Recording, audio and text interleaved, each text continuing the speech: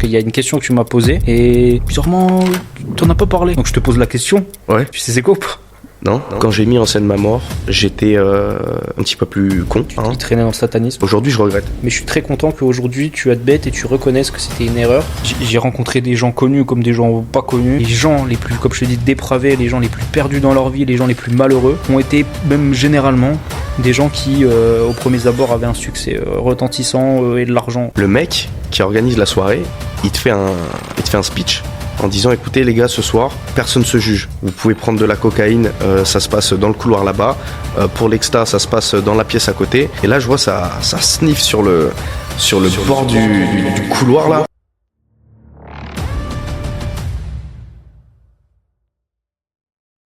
Bonjour Maxime. Salut. Comment tu vas? Ça va bien et toi? Ça va super bien. Retour sur le devant de la scène pour nous deux. Donc tu vas nous raconter ton retour, comment ça s'est passé, pourquoi tu reviens. Donc je te laisse directement entrer dans le vif du sujet. Les gens veulent savoir que s'est-il passé et pourquoi maintenant revenir. Déjà il y a eu une transition qui s'est effectuée il y a quelques temps. De YouTube, du format traditionnel divertissement que je pouvais avoir avec toi, ouais. Vers une transition vers la musique, avec du contenu en rapport avec la musique, et en fait cette période me manque en fait, parce que c'est une partie de ma vie où je me suis éclaté. Le but c'est de revenir sur le format dans lequel j'étais avant, sans tout le format React, tout ça. En tout cas c'est pas prévu tout de suite, tu vois. Le but c'est de vraiment partager avec les gens ce renouveau au niveau du contenu, montrer un petit peu plus ce que c'est que ma vie, non pas que j'ai une vie extraordinaire, loin de là, mais partager aux gens ma vision de la vie à travers des vidéos, parce que ça reste ma zone de génie.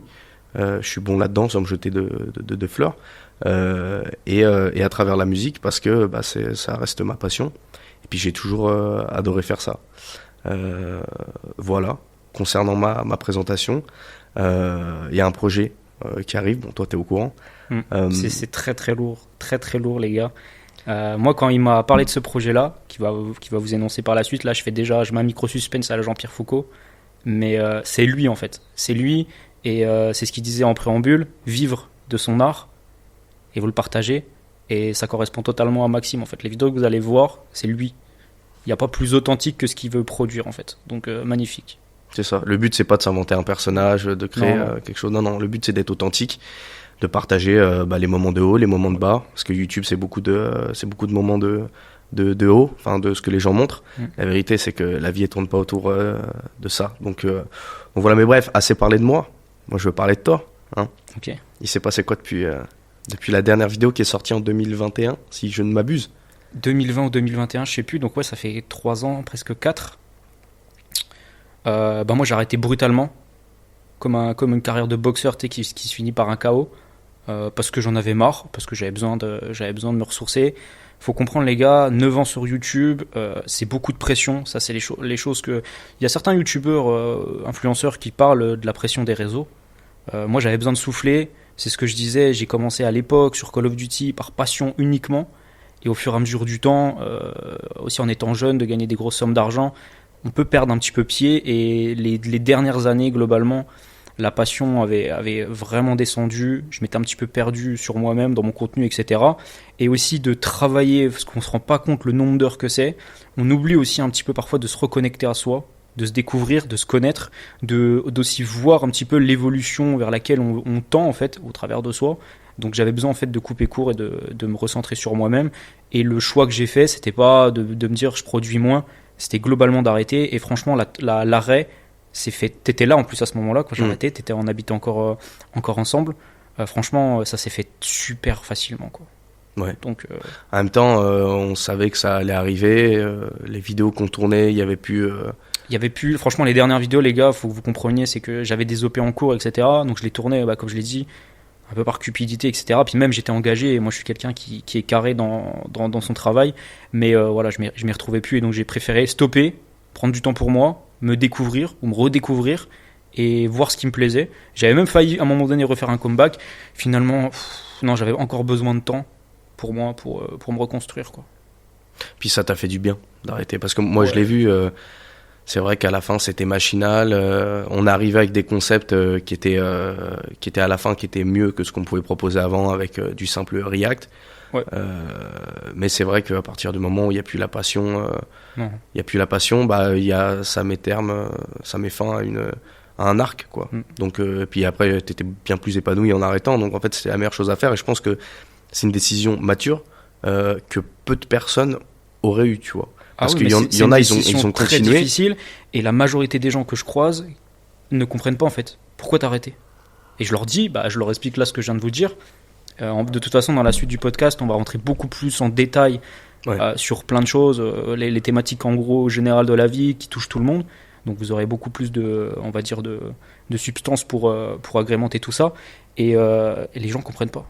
Ouais, mais t'étais connu, t'avais du succès, tu gagnais de l'argent, pourquoi t'arrêtes? Parce que c'est plus moi en fait, et c'est pas l'essence de la vie. Voilà, il y a une certaine évolution, il y a une maturité que j'ai eue ces dernières années, et c'est grâce au fait que je me suis totalement éloigné des réseaux sociaux, où j'ai pu déconnecter et être juste dans une vie beaucoup plus simple en fait, et moins tournée vers les autres, mais plus tournée vers soi-même. La vraie question que les gens se posent tout de suite maintenant, qu'est-ce que tu fais dans ta vie aujourd'hui? Aujourd'hui, du coup, avec YouTube, j'ai eu la chance de gagner pas mal d'argent. Donc, principalement, je gère tout simplement mes investissements, et plus globalement aussi, je fais du trading. Donc voilà, sur les marchés financiers, j'achète des actions, je suis plus spécialisé dans le forex. Et sinon, après, en termes d'investissement, c'est tout ce qui va être actions, indices, ETF, ce genre de choses, sur lequel je passe, on va dire, la majorité de mon temps, de mon énergie que j'alloue.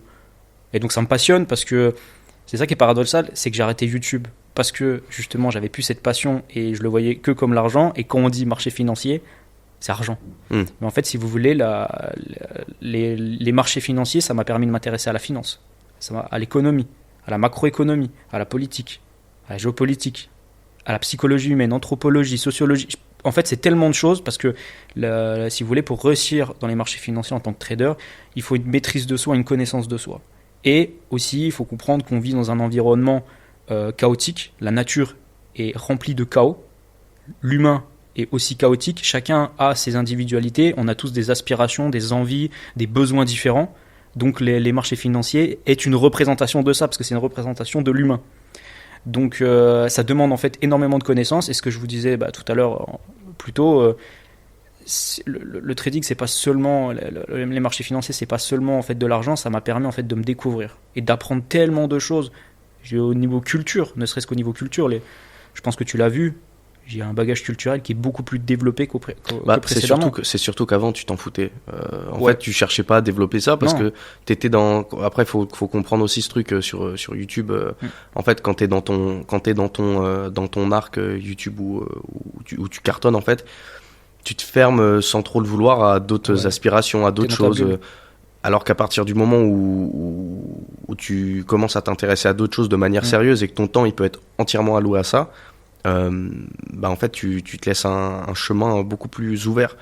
Alors que pour de vrai, YouTube ça renferme sur soi-même.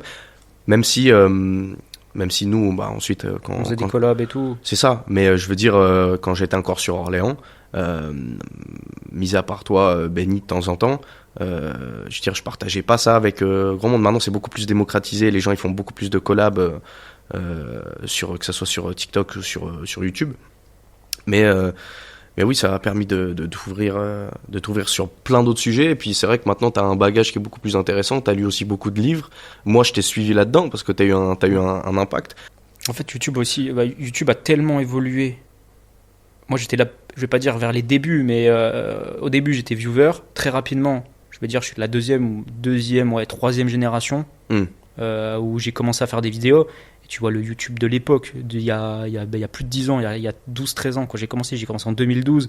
Et aujourd'hui, ça n'a plus rien à voir, que ce soit les productions, que ce soit même les thématiques abordées, que ce soit même tout simplement le business de la créateur économie qu'il y a autour, où à l'époque, encore si tu prends les youtubeurs, ils faisaient une OP, un truc, c'était hyper mal vu, ils se faisaient lyncher. Aujourd'hui, c'est la norme. Limite, il y a des mecs, toutes leurs vidéos, c'est des OP. Vécu. Tu vis ce qui là? Bah, plein de gens. Mais c'est pas mauvais en soi. Mais tu non, vois, pas faut- du tout, faut c'est vivre. pas mauvais. Mais Et si puis c'est il y a, bien il y a fait. un truc, il y a un truc aussi, c'est que à l'époque, bon, il y avait quelques grosses têtes qui sortaient de là avec des gros salaires et qui pouvaient en vivre largement. Ouais. Aujourd'hui, il y en a beaucoup plus. Il y en a beaucoup plus et il y a toujours, par contre, ce truc de les youtubeurs, ils gagnent beaucoup d'argent. Enfin, les gros, il y a toujours ce truc de critique. Alors Moins, je pense moins quand même. ouais, moins, mais tu vois, alors ça se démocratise un petit peu plus avec le temps, mais pour autant, tu vois, jamais un, tu sais, c'est la fameuse question, je sais pas, quand on demande je sais pas, moi, à Thibaut InShape, combien tu gagnes d'argent, il va te répondre, bah, je me verse 2200 euros. Oui, mais parce que ça, c'est. Il ça, parle c'est- pas en c'est- chiffre d'affaires ni en bénéfice Ouais. sur une année, donc il y a toujours ce truc-là. Les gens, ils sont quand même moins critiques, mais ça fait partie des évolutions qu'il y a eu aussi. Après, au niveau du contenu, moi, je trouve que bon, après, je trouve que les contenus longs, comme on est en train de faire là, moi, c'est ce que je regarde beaucoup plus. Je me suis complètement désintéressé alors pas complètement parce qu'il y a toujours des concepts que je regarde et puis vu que je suis aussi dans le domaine de la communication, je prête attention à la manière dont les vidéos sont tournées, la réalisation. Je vais regarder les crédits, je vais regarder qui a fait les VFX. Si je parle pour le documentaire d'Inox par exemple, je vais m'intéresser plus dans le détail à la post-production. Mais ces formats longs qui sont ensuite découpables en des formats shorts, Instagram, Reels, tous ces formats-là, moi je trouve ça génial. Je trouve ça génial parce que déjà ça permet de partager sa passion ou son projet à un plus grand nombre. Chose qu'il n'y avait pas forcément avant, en tout cas c'était pas les mêmes réflexes. Et en fait les contenus après que nous on faisait, ils pouvaient être propices à du contenu court sur TikTok, mais des contenus un petit peu plus intéressants pour l'ensemble des gens. Comme on fait là, je sais que ça a plus d'impact et ça a plus de valeur que des vidéos React. Voilà. La créateur économie sur YouTube, de manière générale, elle arrive à maturité. On le voit aujourd'hui, c'est même des productions qui vont au cinéma. Ouais. Et on arrive à maturité. Et aujourd'hui, même la télé, ça fait l'inverse, elle va sur Internet. Donc là, pour moi, on est arrivé, ça y est, le game, il est plié, tu vois. C'est ça. À ce niveau-là, je vois pas l'évolution qu'il peut y avoir. Déjà, les productions de fou avec des. T'as 6 mecs qui te filment, 7 mecs qui te filment, t'as des Parce caméras qu'il y a une de grosse fou. économie et puis le monde a enfin compris que miser sur un influenceur pour une promo, ça allait te rapporter plus d'argent que passer sur TF1 un créneau pas ouf, tu vois. C'était Jim Carrey qui disait il y a 20 ans, il avait fait un interview, comme nous aujourd'hui, et il disait en gros que dans 20 ans, tout le monde en fait aurait son moment de gloire. Et c'est un petit peu ça. Aujourd'hui, on est rentré dans une micro-starification de l'humain, où aujourd'hui, tout le monde, et pour moi, est-ce que c'est bien, est-ce que c'est mal, on pourra en débattre, mais aujourd'hui, tout le monde se doit, entreprise comme individu, de partager ce qu'il fait. Et de plus en plus, les gens le font, tu vois. Bien Parfois sûr. de manière amateur, parfois de manière plus professionnelle. Quoi qu'il en soit, aujourd'hui, pour exister, les gens sont obligés de se mettre là-dessus, alors qu'à l'époque, c'était différent, tu vois. Les médias à l'époque à la télé, il y avait les présentateurs, il y avait des invités, mais en général, c'était déjà des stars établies qui s'étaient fait via le cinéma ou ce genre de choses. Aujourd'hui, tu peux être une star de tout et de rien, tu vois. Il y a des mecs, c'est des stars, ils rénovent des apparts. À l'époque, il y en a un ou deux, mais tu vois, c'était plutôt Ouais, rare. aujourd'hui, tout le monde peut avoir son quart d'heure de gloire. Il y a même plus, parce qu'avant on pouvait dire non, mais moi je suis un peu timide, mais non, parce que tu peux être connu sur du contenu tellement con, comme ça a été le cas un peu pour nous. Je suis désolé, mais sur les vidéos réactions, c'était pas qualitatif as fuck, tu vois. Maintenant, on était dans la fleur de l'âge de ce type de contenu-là. Pour autant, évidemment, qu'on aspirait à d'autres choses. C'est pour ça aussi qu'on a arrêté. Maintenant, faut être honnête aussi, c'est un contenu qui a cartonné à une époque sur YouTube. On était précurseurs des vidéos, moi ce que j'appelais vidéos à thème, parce qu'un peu des vidéos réactions, je les appelais vidéos à thème pour aussi me différencier. En fait, aujourd'hui, ça se fait plus autant en vidéo, ça se fait beaucoup sur Twitch. Ce genre de contenu qu'on faisait. Pourquoi ? Parce qu'en fait, c'est du contenu. Alors ça, c'est vraiment du contenu fast-food. C'est-à-dire réagir à des vidéos et ensuite en faire une vidéo. Quand il réfléchit, c'est complètement. Il y a même des mecs, c'est encore pire, c'est qu'ils vont faire une vidéo réaction, mais ils réagissent pas. Juste leur tête, ils regardent juste. Ouais. C'est un après, ils prennent t'imagines, tu gagnes de l'argent soirée. juste parce que tu regardes la télé, genre, c'est ça. Ouais, après, c'est un peu ce qu'on faisait aussi. Ouais, mais non, parce qu'on apportait des blagues, on apportait une ambiance, on créait un truc, si ça a marché, c'est pas juste on regardait. Non, bien derrière, sûr. on avait apporté, si tu veux, aussi ce délire un petit peu comme on faisait. Moi, j'adorais tourner avec Benny ou avec toi, plus qu'après en solo. Parce Bien que sûr. du coup, ça apportait en fait ce côté amical, ce côté bonne ambiance. Et les gens qui regardaient, et ben du coup, c'est comme si on était Après, tu vois, il y avait des chamallows avec un feu dans la forêt, on s'était fait un barbecue. Non, mais après, confonds pas les vidéos à thème et les vidéos réactions. Par exemple, les vidéos à thème que nous on faisait, par exemple, à thème, je prends celle où quand j'ai reçu mes notes du bac et qu'on a réagi dessus. Ouais, bah, Ou alors c'était les deux. ouais, et bah, ce genre de vidéo là, moi, c'est ce que je préférais faire. C'était du React, mais à des trucs bien plus personnels, Ouais. et encore sur d'autres thèmes de vidéos. Par exemple, quand on est allé chercher des abonnés en limousine, tu vois. Ça, c'était une vidéo. Ça, de fou. c'est une de mes vidéos préférées qu'on a fait, tu vois. Il y en a d'autres, celle où on est parti à Dubaï. Il y avait plein de concepts différents dans une seule et même vidéo. Je trouvais ça carrément plus, mais c'est des trucs qui coûtaient de l'argent et en fait, bah, c'était pas ce que le public regardait. Vous vous en battiez les couilles, bon, peut-être pas complètement, mais ça faisait beaucoup moins de vues qu'une vidéo réaction. Après, c'est parce basique, que c'est la communauté qu'on avait construit. C'est pas, Bien sûr. c'est pas en fait. Non, C'était c'est pas de simplement votre- que c'est pas de leur le faute. public qu'on avait construit.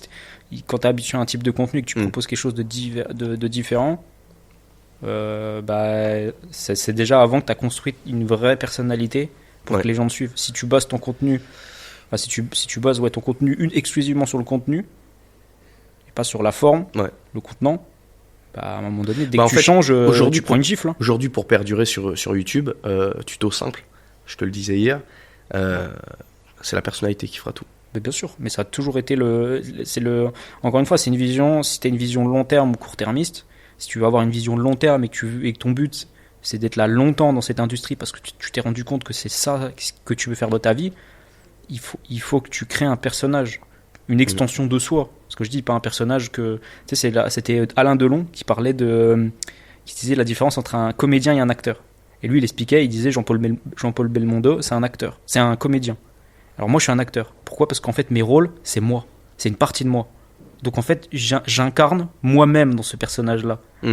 Parfois de manière un petit peu extrême, mais ça reste une partie de moi. Alors que le comédien il est capable de jouer, tu peux être un mec un peu taciturne, triste, et le mec il va faire des comédies, tu vois.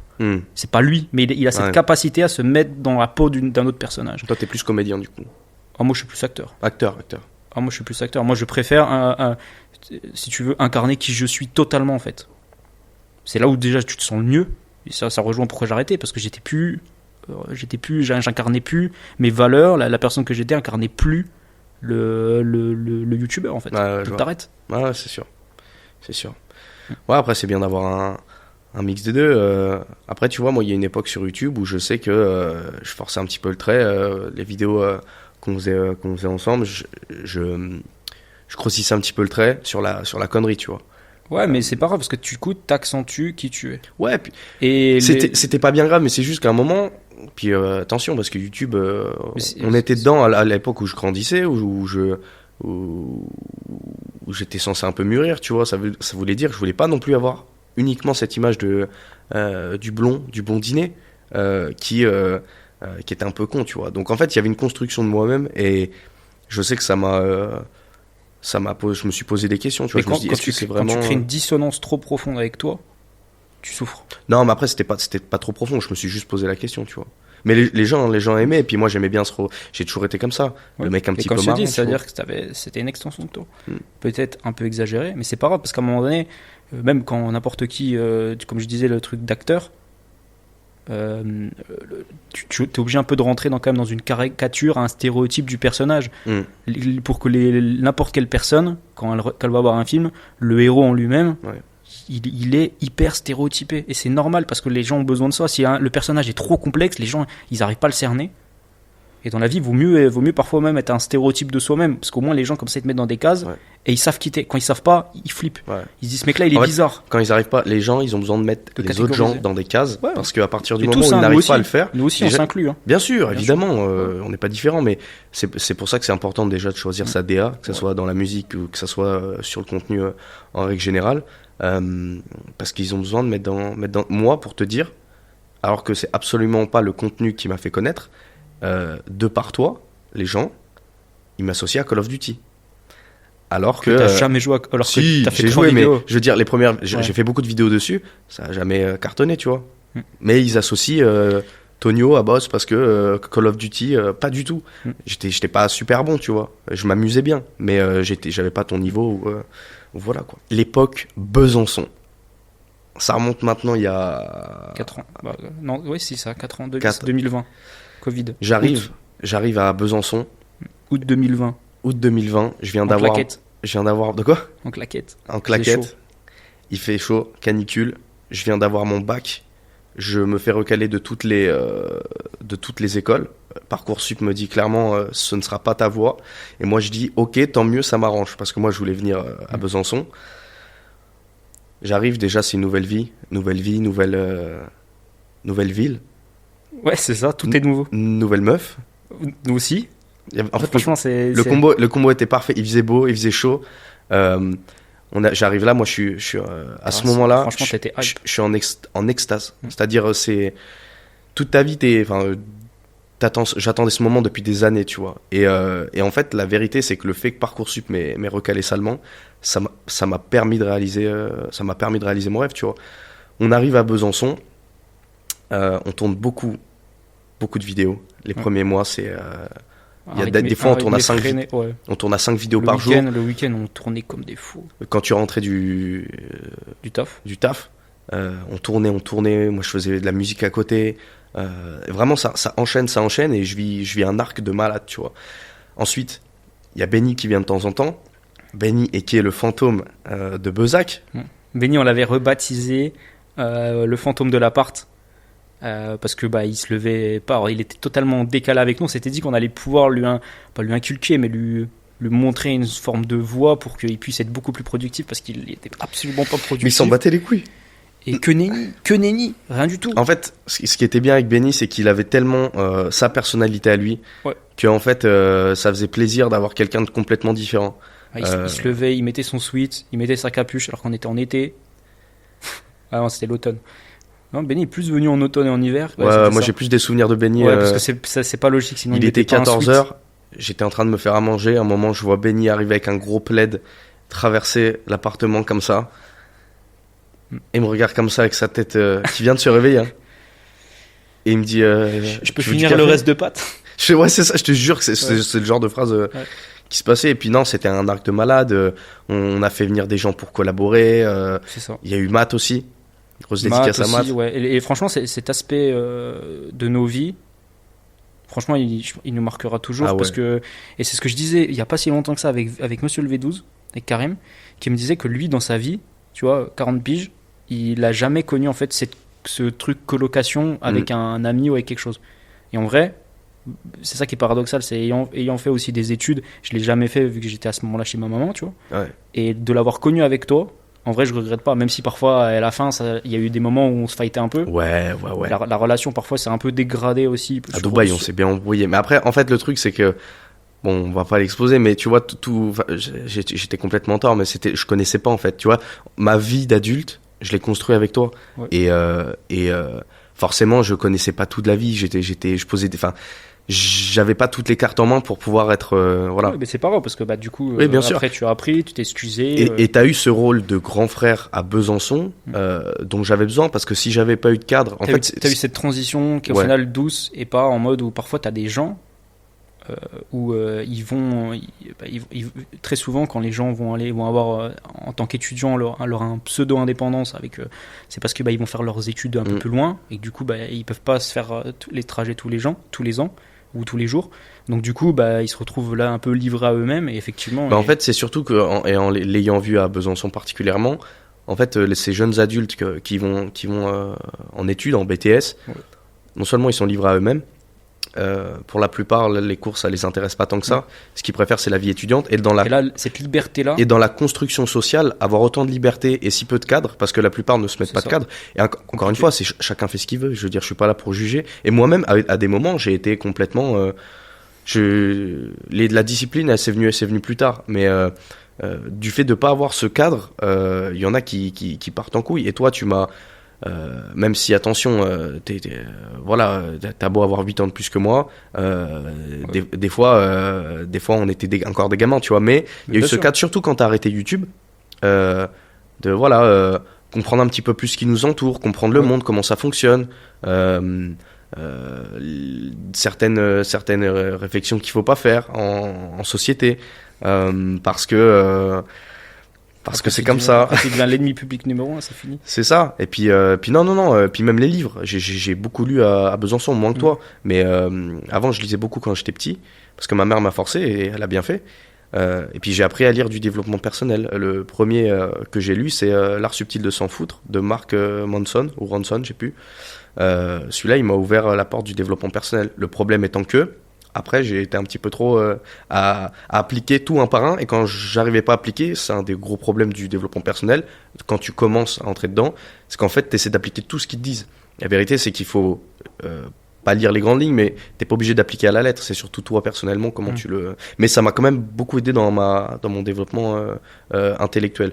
Et puis c'est pour ça que récemment, j'essaie de lire de la littérature française, parce que le développement personnel c'est bien, mais la langue française, c'est tellement une belle langue que c'est un glitch de savoir des mots plus savants, avoir un vocabulaire plus diversifié. Donc ça m'a fortement aidé. Mon top 3 des livres, parce que ça c'est un peu le contenu que les gens ils aiment bien aussi.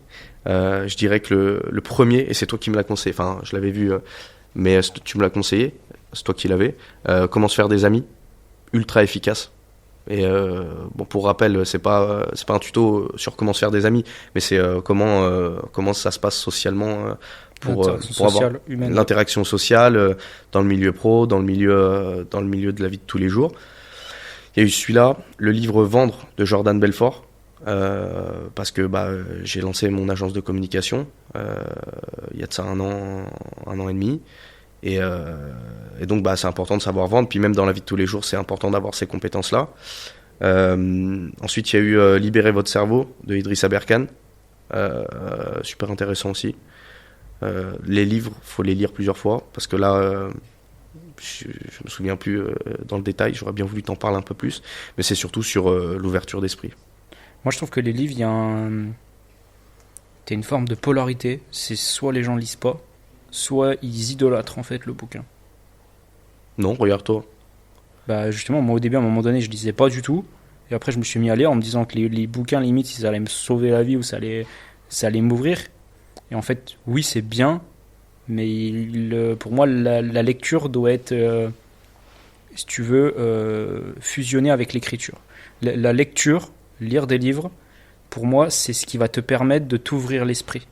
Mais ce qui va te permettre ensuite de l'ancrer par rapport à toi, c'est l'écriture en fait. Et toi, t'écris toi ? Moi j'écris de temps en temps, ouais. T'écris mais quoi ? Pas assez des pensées sur moi-même, Ah sur un livre par exemple, c'est-à-dire je vais lire un livre, un truc. Ah, tu te fais un petit résumé ? C'est pas je me fais un résumé du livre, parce qu'encore une fois c'est impersonnel. Le livre de l'auteur, c'est sa vision du monde. Ma vision du monde, elle est peut-être différente, j'aspire pas aux mêmes choses, je suis différent. Donc c'est-à-dire que je vais prendre le livre, je vais prendre des passages des choses qui me marquent, qui me parlent, et je vais écrire dessus en expliquant pourquoi, etc. Et du coup ça me permet d'ancrer et de beaucoup plus suivre ce qui se passe dans le livre, tu vois. Si des choses me parlent ou des choses me parlent pas en fait. Ok. Parce que faut pas tout prendre tout ce qu'il y a dans un livre. Et par exemple, par le passé, c'était Aristote, etc. dans la Grèce antique. Alors ils ont écrit des livres, Aristote, que ce soit ou les autres, Platon, etc. Ils ont fait des livres, mais ce qu'ils disaient, c'est ce qu'on retrouve d'ailleurs en franc-maçonnerie aussi un petit peu, c'est que le problème du livre, c'est que aussi ça affaiblit la mémoire. Parce que vu que tu as quelque chose de papier qui est écrit noir sur blanc, ton cerveau, pourquoi mémoriser quelque chose qu'il peut revoir facilement ? Alors que si je te transmets de la valeur, je te transmets de la connaissance oralement, si tu l'oublies, je ne vais pas te le redire dans... Tu vois ce que je veux dire ? Oui, alors attention, parce que...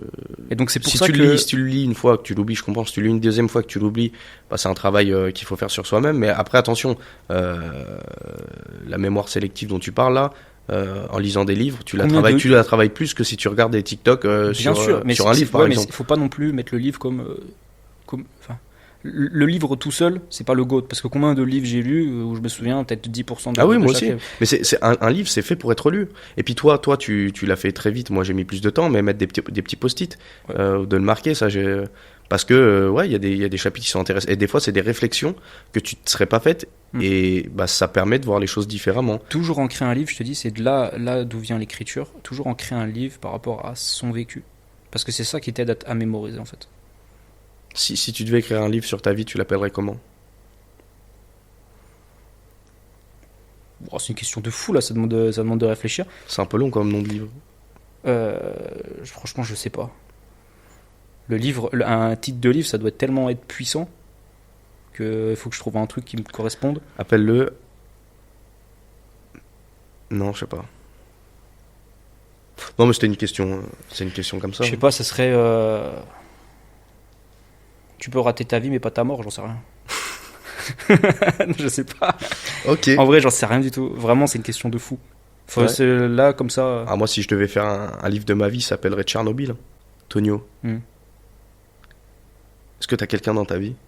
Tout à fait. Depuis combien de temps? 4 ans. Ok. Et ça se passe bien? Ça se passe très bien, sinon ça serait déjà fini depuis longtemps. En plus, tu l'as découvert limite en même temps que moi. Ouais. C'était quand tu étais avec moi à Besançon. Donc voilà, sinon ça se passe super bien. Moi, je suis très content. On habite ensemble. On a un chien, un chat. Ok. Presque des enfants. Ouais.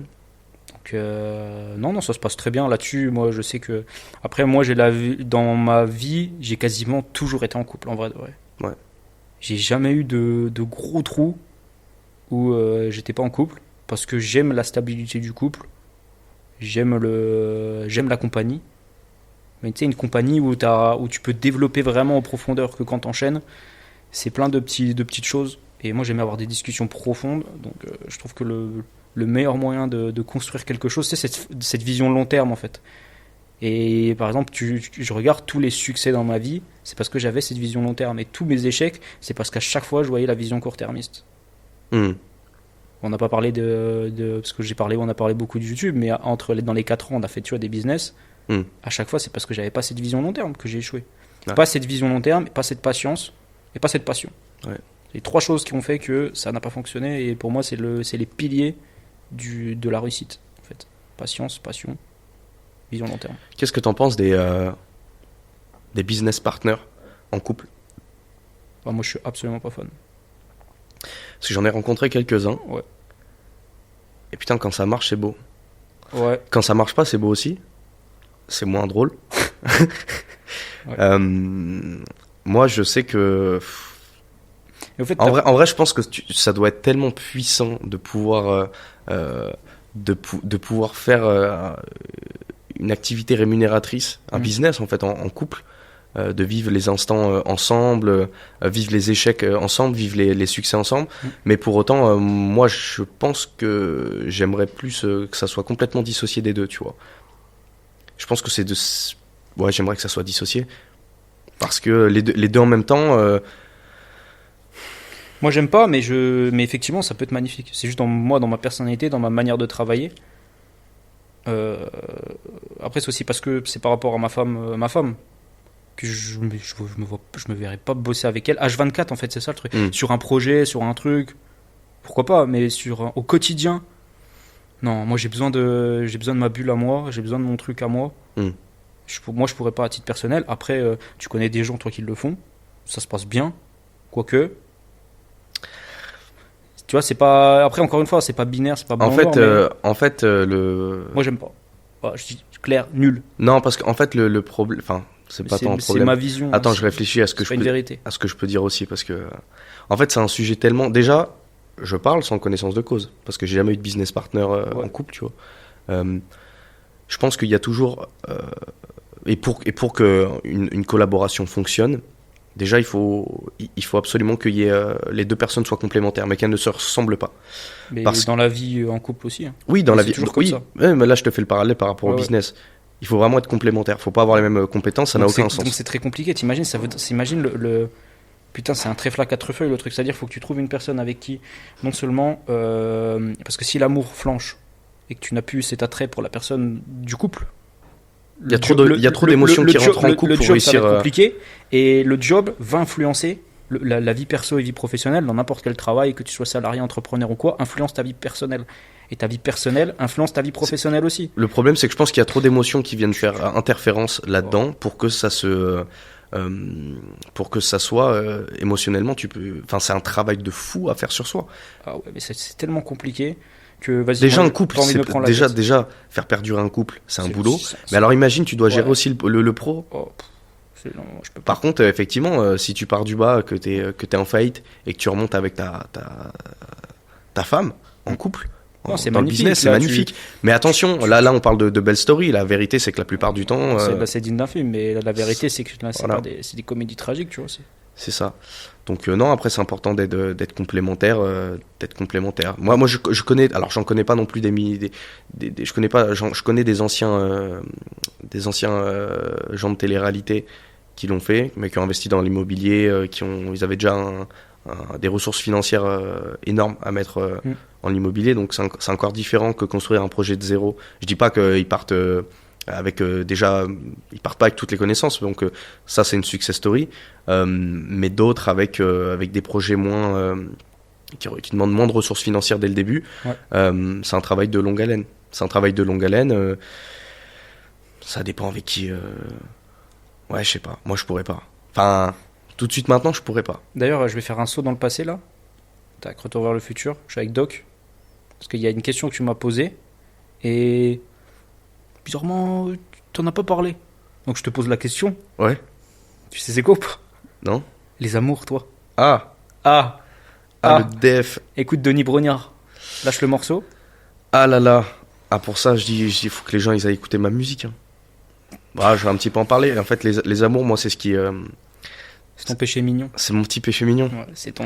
Non, on va dire que c'est ma première source d'inspiration dans la vie de tous les jours.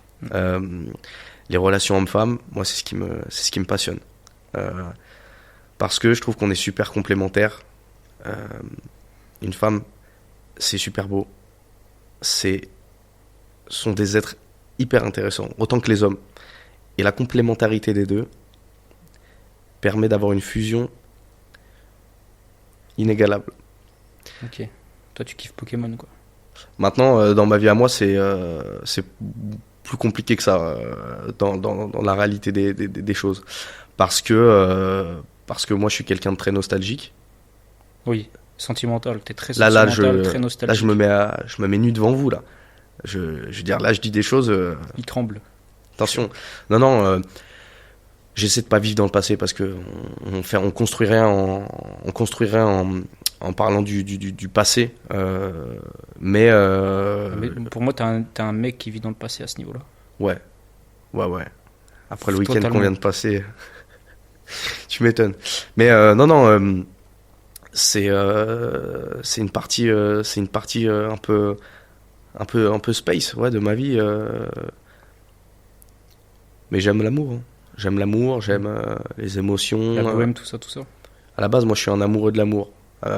Et ensuite, on a des parcours de vie différents. Mais tu sais que c'est pour ça que dans tes relations à toi, c'est toujours très intense. Ouais. Parce que t'es un mec qui, comme tu l'as dit, qui aime Mais dans l'amour. toutes les relations que j'ai eues, Oui, ça a toujours été très Mais- intense. mais Mais, même- le problème, c'est qu'à la fin, ça finit à la fin, ça part en couille. en Tchernobyl. Parce que, Comme et tu là, l'as dit. là, je vais dire quelque chose. Je ferai un edit dessus. En fait, la chose qu'il ne faut absolument pas faire en amour, et c'est la chose que j'ai faite, c'est dès le début de la relation, donner énormément. Et en fait, à partir du moment où tu donnes énormément dès le début, la personne, elle prend ça pour acquis. Sauf que dans un parcours d'une vie en couple, tu peux te retrouver à des moments où tu vas devoir un petit peu être moins présent dans ton couple, parce que tu as des projets de vie qui prennent un petit peu le dessus. Et moi, je suis quelqu'un, et ça ne changera jamais. J'espère que ça ne changera jamais. Je ne pourrai jamais faire passer quelqu'un au-dessus de mes projets personnels, tu vois. Parce que c'est pas le but. Mais si un jour je suis plus avec cette personne, je veux pas me retrouver avec rien et me dire va falloir que je construise. Tu En vois, fait, t'es un amoureux de l'amour, mais avant tout, t'es un amoureux de toi-même. ouais. C'est pas Mais négatif. moi en je mode suis mon égoïste, mais premier fan aussi, tu vois. Mais tout le monde devrait être son premier fan. Bien sûr.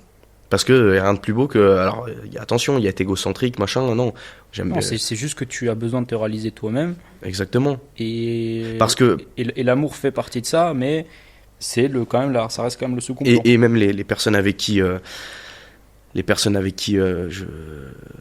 j'ai pu être en couple, ou même la future, tu vois, faut qu'elle ait ses projets à côté, parce que tu construis, c'est plus sain si cette personne a déjà ses projets à soi, et puis ensuite ça permet déjà de pouvoir avoir des sujets de conversation intéressants, de pouvoir Exactement. partager certaines choses, certaines expériences C'était ça différentes. aussi pour le truc, je trouve, que j'aime pas dans le fait de travailler ensemble. C'est que tu te renfermes sur toi-même, sur ton couple. Tu te fous moins aux autres. Et j'ai des gens que je connais qui travaillent ensemble. Ils ont un peu plus de mal à nouer des vraies relations durables, consistantes sur la durée, tu vois. Hmm. Parce qu'ils ont tellement leur... et même, ces couples d'amis IRL, ils ont une telle fusion entre eux, une telle complémentarité. Ils font des private jokes. En fait, tu comprends rien. C'est le principe mais- d'une private joke. Hein. Ouais, non, mais ça d'accord, mais je veux dire, c'est qu'ils Ouais, ont ça te la fout mal, ils ont une quoi. telle complémentarité Mm. entre eux que, en fait, quand ils arrivent dans un groupe, ils vont rigoler entre eux. En fait, tu peux pas rentrer dans leur délire, donc c'est compliqué après de. Il faut laisser une porte ouverte. Et le fait de côtoyer des gens, ça t'habitue en tout cas en société, dans Ouais. un groupe, de pas être dans ta bulle tout le temps, tu vois. Non, je suis d'accord avec toi. Mais après, on pourrait parler de Oui, ce ça sujet-là pourrait pendant être très 10 longtemps. ans. Et je pense qu'on pourrait même On fera faire un peut-être un épisode. podcast 2 dans un an. On pourrait faire les uniquement sur questions-réponses. ça, Mettez mais on a beaucoup de mettez des sujets. commentaires, des questions que vous voulez des sujets que vous voulez qu'on aborde. Les concessions face à l'amour. C'est quelque chose qui revient énormément dans la vie de tout le monde. C'est comment tu gères les concessions que tu fais quand tu es en couple. Est-ce que t'en as eu à faire? Quand j'étais plus jeune, à fond sur YouTube, j'avais la chance d'être dans une relation où la fille avec qui j'étais faisait ses études éloignées de moi. Donc on se voyait très peu, donc on se voyait, j'avais pas de problème à couper, quoique même parfois elle me le reprochait. Mais j'avais cet équilibre. Mm. Là, sur ma relation présente où on est beaucoup plus ensemble, j'ai la chance qu'elle accepte en fait, que je travaille beaucoup. Donc c'est facile. Et ça, dès le départ dans la relation, j'avais cette maturité de lui dire écoute, c'est la phrase, celle-là c'est ma phrase. S'il y a un copyright de fou furieux, je dis toujours, je te montre direct qui je suis, sans artifice, sans rien, sans maquillage, sur ce que tu veux. Je ne serai pas plus, mais je ne serai pas moins. Ouais. Donc en fait, à partir du moment où dès le départ, je dis je suis comme ça, tu peux pas me le reprocher. Après, ceci étant... Après, je l'ai vu en interne, ça je confirme. Ouais, voilà. Alors après, t'as quand même, on parle des concessions, t'as toujours des petits ajustements, mais globalement, je pense que tu pourras pas dire que... Il y a des choses que forcément j'ai ajustées, mais globalement, je suis la même personne qu'il y a 4 ans. Au moment où je l'ai rencontré, j'ai pas évolué non plus, où je suis totalement Oui, différent. non, mais oui, bien sûr. Et, Après, et donc c'est ça. là où c'est intéressant, ce que tu as dit, c'est qu'effectivement, dès le début, dans une relation, en fait, le problème, c'est que moi, je vis les choses avec tellement d'émotions en amour. C'est pas pareil dans le milieu professionnel, parce que je suis beaucoup plus rationnel et vu le nombre de personnes que j'ai pu rencontrer dans le milieu pro, c'est hyper important de prendre de réfléchir avant de parler avec quelqu'un et de prendre ses mesures, ses précautions. Donc, alors qu'en amour, je préfère complètement, je vais pas dire être dans l'irrationnel, mais je veux me laisser guider par mes émotions. Et c'est pour cette raison-là que dès le début des relations, je donne beaucoup, je donne énormément, et ensuite, avec le temps, non pas que ça s'arrête, mais je vais trouver une certaine stabilité. Mais cette stabilité, c'est au détriment de tout l'énorme amour que j'ai pu mettre dès le début. Et ensuite, c'est juste une stabilité, ça veut pas dire que j'envoie plus d'amour, ça veut juste dire que je me suis rééquilibré. Et donc ça, je te parle de ma précédente relation. Ça crée une dissonance. Parce que tu as changé. Indirectement, la personne, tu lui donnes plus la même chose. Donc elle se dit, il a changé. Ma dernière relation, elle date de 2021. Je parle de celle-là. Depuis, j'ai pas été en couple. Mais je sais que ça a été mon erreur parce que j'aurais dû être beaucoup moins dans le don de moi-même dès le début. Mais après, c'est ta manière d'aimer, tu sais, c'est pas forcément... Après, je sais pas comment ça se passerait aujourd'hui, tu vois. Mais il y a un truc qu'il faut comprendre dans la relation, c'est que t'as toujours, malheureusement, c'est humain, c'est comme ça. T'es sûr qu'on t'entend dans le micro? Ouais, on m'entend. Okay. On a toujours ce rapport de force. C'est un équilibre, c'est ce rapport de force-là. Et donc, quand t'es avec quelqu'un, t'as toujours envie un petit peu de l'amener à te donner plus. Et parfois même, en contrepartie, à te donner moins. Et donc, par exemple, si on revenait sur les concessions, c'est ça. C'est-à-dire, c'est toujours ce rapport de force, de cet équilibre, et qu'il faut aller chercher les 50%. Faut pas rentrer trop dans un truc, faut pas trop que l'homme domine ou que la femme domine, parce que sinon, en fait, à la fin, ça crée une rupture.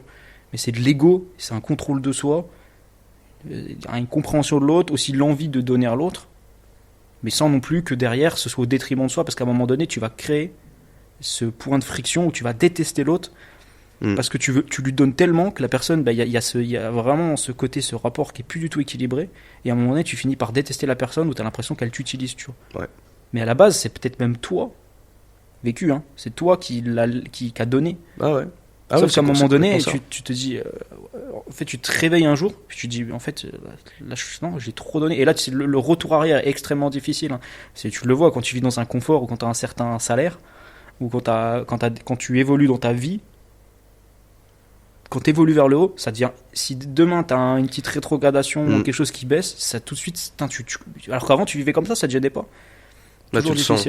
Ouais. Moi, j'aimerais que tu me parles qu'on parle de nos meilleures périodes dans notre vie. Donc toi, tu m'as dit que t'en as pas. Mais moi, c'est l'histoire de ma vie. Ça, de dire que j'ai pas de meilleure. Oui, mais t'as des moments quand même où j'ai des super moments. Si je puise dans mes souvenirs et que j'essaye de me faire une sorte de ligne de vie où genre je suis en train de mourir là et j'ai des flashs. J'ai des flashs dans le visage. Là, t'es sur le lit de ta mort. T'as tous tes flashs c'est quoi les premiers trucs qui te reviennent? Je vais penser à des super moments que j'ai passés quand j'étais enfant, adolescent, YouTube. Alors effectivement, en même temps, j'ai pas non plus 80 ans de vie, tu vois. Et je pense que c'est ça et pour moi en fait ça c'est une souffrance de se dire ce meilleur moment de vie en fait est d'idéaliser celui-ci. En tout cas c'est ma vision, c'est pour ça aussi que peut-être que je rejette cette idée de t'as un meilleur moment dans ta vie. Je vois la vie en fait si tu veux comme une histoire, comme une ligne, comme une aventure. J'ai pas envie de me dire en fait ma vie et dans cette histoire là t'as plein de micro-aventures, mais j'ai pas envie d'en idéaliser une parce que c'est une souffrance parce qu'elle est passée. Et si tu vis là-dedans, c'est de la mélancolie. Oui, non, mais après, toi, tu vois ça comme une souffrance. Ouais. Parce que après, toi, tu t'imagines que je suis nostalgique. Mais toi, t'es hyper nostalgique. Oui, mais c'est pas pour autant que tu vois. Moi, j'allais te parler de l'époque 2019. Ouais. Parce que, c'est l'année où j'ai passé mes premières épreuves du bac. C'était une année. C'était une année où j'ai. Avec une trajectoire où t'as bifurqué, tu vois. Et où t'étais sur l'autoroute à 180. Et là, après, depuis, t'es sorti, t'es sur la rocade à 50 sur le périph'. À 70 avant Hidalgo. Ouais. Elle casse les couilles d'ailleurs. Non, moi je voulais te parler de 2019 évidemment parce que déjà. Tu t'es tatoué 2019 déjà. Ouais, je suis tatoué. Elle est en toi cette année-là. C'est une année en fait qui est hyper. En fait, j'ai fait plein. En fait, quand tu grandis, tu vas faire des premières expériences pour la première fois de ta vie. C'est là où tu as vécu. Et c'est là où j'ai fait le plus d'expériences de ma vie d'un coup. C'est-à-dire que c'était la première fois que c'était la première fois que j'avais jamais eu autant de sentiments de liberté. Déjà avec YouTube parce que j'étais, j'aime pas cette expression, mais on va dire à mon prime, tu vois. C'est vrai que j'étais jeune et je cherchais une reconnaissance du monde, tu vois, du public. Et c'est vrai qu'il y a eu beaucoup d'expositions, pas que en bien d'ailleurs. Je vais te dire deux choses. Là, et je suis sûr que tu l'as jamais fait cette année-là. Écris pourquoi cette année-là a été merveilleuse. Je suis sûr que tu l'as jamais fait. Et tu verras que très souvent. J'ai sorti un son qui s'appelle 2019, gros. Ouais, peut-être, mais écris beaucoup plus. Ou alors là, en l'état, tu verras que la majorité des choses qui font que cette année était merveilleuse. Et encore une fois, c'est pas mauvais, mais c'est juste que des choses basées un petit peu sur court-termisme, l'émotion, le plaisir, etc. Absolument. Et voilà. Et le problème de ça, quand tu te noies exclusivement dans le plaisir, oui, mais quand la majorité des choses sont issues de ton bonheur, du plaisir, ça disparaît aussi vite en fait. Parce que ça rejoint le truc émotionnel de la relation, tu pars très haut, tu vis une émotion, un truc sensationnel, et en fait c'est comme une drogue. En fait, faut comprendre que tu prends n'importe quoi, quelle drogue ou quelque chose qui te met les drogues fortes, tu vois, prenez pas. Mais le truc d'une drogue, le but c'est en fait ça te met un pic genre de dopamine, un truc extrêmement fort que voilà. Ouais. C'est pour ça qu'en fait que les. Non mais gros, j'étais jeune, c'est à ce moment-là qu'il fallait que je vive ça. Et l'amour parce par exemple, toi, c'est la même chose, c'est la même réaction. Je sais, mais toi t'aimes bien vivre dans un. Après ça dépend parce que toi t'aimes bien t'envoyer des shots de dopamine pendant 2 semaines en vacances. Et ensuite avoir une vie plus calme. Ouais. Il y a d'autres personnes, ils vont préférer se mettre petit à petit des shots quand je te dis dopamine, c'est sortir tard. Non, ma dopamine, en fait, si tu veux, c'est la création de mon business. Moi, c'est ma routine. Mais si, mais bien sûr. Et ça, c'est ta dopamine de tous les jours, c'est d'aller, c'est de bosser. Ouais. Parce que j'aime ce que je fais. C'est à ce moment-là que tu as le plus de dopamine dans ta journée, quand tu vas bosser. Non, mais cette dopamine-là me convient en fait. Je trouve c'est de la dopamine saine. Plaisir dedans. Ouais. Mais c'est toi qui l'as défini comme saine. Ouais, mais justement, mais c'est pour ça que tout à l'heure, là, avant de venir, on parlait de l'âge, l'évolution et de l'âge, etc. Et je te disais que en grandissant, j'ai eu cette sagesse-là de plus me focus sur uniquement l'âge et etc. Et que c'était plus en me disant, bah au contraire en fait, ok je prends de l'âge, mais derrière c'est plus juste la beauté éphémère et qui s'en va, c'est la construction de soi en fait. Tu vois. Et je trouve du plaisir là-dedans. Et vu que c'est quelque chose qui va en fait en s'améliorant, tu vois, plus tu vieillis, théoriquement, plus tu t'améliores, plus tu apprends de choses, plus tu deviens sage, etc. Et en fait, en cultivant ça, ben, si c'est ça ton plaisir, tu as toujours une évolution positive. Alors que là, en déclinant, en vieillissant, c'est négatif. Et il y a beaucoup de gens, justement, au contraire, qui se focus sur ça. Bon, c'est une expérience de sagesse, tu vois, que je dis. Mais attention, c'est pas en mode ça y est, je suis un vieux sage, je suis le père Fouras. Non, mais je sais, bah ouais, mais pour mais non, mais bien sûr, c'est un travail qui se fait, et encore une fois, c'est un conditionnement. Et un conditionnement, il faut d'abord passer par une phase de déconditionnement. Si pendant 20 ans, tu as une croyance X, faut pas croire qu'en 2 mois, tu vas penser l'inverse. Non, c'est un travail qui va mais prendre alors, du temps. Le sujet d'avant, ça aurait dû être l'argent. Donc là, j'y fais écho, mais tu vois, 2019, c'est pas l'année où j'ai fait le plus d'argent. J'en ai fait, mais bon, l'argent, c'est quoi? Non, ça c'est pas encore le. Voilà, mais ça répond la question, elle répond à ça. Parce qu'on j'ai skip, j'aurais pas dû le skip. J'avais bien fait les choses, au final, je suis tout fait dans le désordre. Non, mais c'est surtout que ça a été une année charnière parce que t'as vécu trop de choses. Parce que j'ai découvert plein de choses à ce moment-là, tu vois. C'est pour ça que 2020 était plus plat aussi. Non, le Covid. Mais 2020, t'es fou. C'est l'année où j'arrive à Besançon. C'est vrai que t'arrives. 2021, c'est un peu plus calme. Enfin. Non, en fait, l'année la plus calme, c'est 2022, en vrai, je pense. Ouais, ah ouais, 2022, c'était chiant. 2022, c'est un trou. Tu vois. C'est une fausse typique. Donc, tu vois, t'arrives quand même t'arrives quand même à mettre une année au-dessus d'une autre. Tu vois. Ouais, mais moi, je les englobe toutes. Ouais, mais non. Si je te dis 2018, pour toi, c'était une belle année? En fait, moi, je retiens pas en année. Moi, je retiens en épisode. Déjà, je classe pas en année. Moi, je classe en année. Pas du tout. Il y a des années pas ouf. Hein. J'ai pas un classeur, ça fait hyper scolaire, tu vois. 2019, c'est une belle année pour moi. Moi, par exemple, tu me demandes quand j'ai eu 1 million d'abonnés, événement de fou. Mais toi, tu demandes à n'importe quel mec, un mec qui a eu 1 million d'abonnés, il va certainement te dire l'année. Je suis incapable je suis pas sûr, je pourrais pas dire le mois, encore moins le jour. L'année, c'est peut-être 2017, mais je suis même pas sûr à quel point. Mais par contre, je sais que j'ai eu 1 million d'abonnés, je suis heureux d'avoir eu 1 million d'abonnés. Je m'en fous complètement de savoir à quel moment. Je sais juste que dans ma tête, si tu veux, je vois l'histoire, je vois l'aventure le vécu de tout ça. Mais pas oui, après, ce moment c'est clé. tout un contact. Pourquoi je te dis que 2019 aussi, je l'ai vécu aussi bien. Ouais. Et je te parle pas que de moi. Déjà, 2019, c'était une super année pour le vin. Est-ce que tu le savais, ça? Toi qui as... Non, je le savais pas. Ah, tes conneries, t'as fait des... Ouais, mais j'y vais juste pour boire. Ah, ok. Et pour passer du temps avec mes potes. Ok. Mais 2019, c'était une super année pour le vin. Et c'était surtout les dernières années, on n'a pas été privé de notre liberté, nous, en tant qu'étudiants à l'époque. Parce que je te rappelle que pendant 1 an, on était en télétravail, des visios, ouais, quoi. Ouais. On nous a supprimés de notre jeunesse, tu vois. Après, moi, je trouve que ça va le fait qu'on était en coloc à ce moment-là. Attends, non, ça c'était avant. C'était avant. Là, tu me parles il y a eu 2 confinements. Là, je te parle du premier. Je l'ai super bien vécu, gros. J'ai envoyé des vidéos sur YouTube tous les jours. Moi, je suis trop content qu'il y ait eu cet épisode. Faut pas dire le mot après, ça cut là. Mais j'étais super content, gros, parce que j'ai jamais autant tourné de vidéos. C'était vraiment top. Quelle est la place de l'argent dans ton bonheur?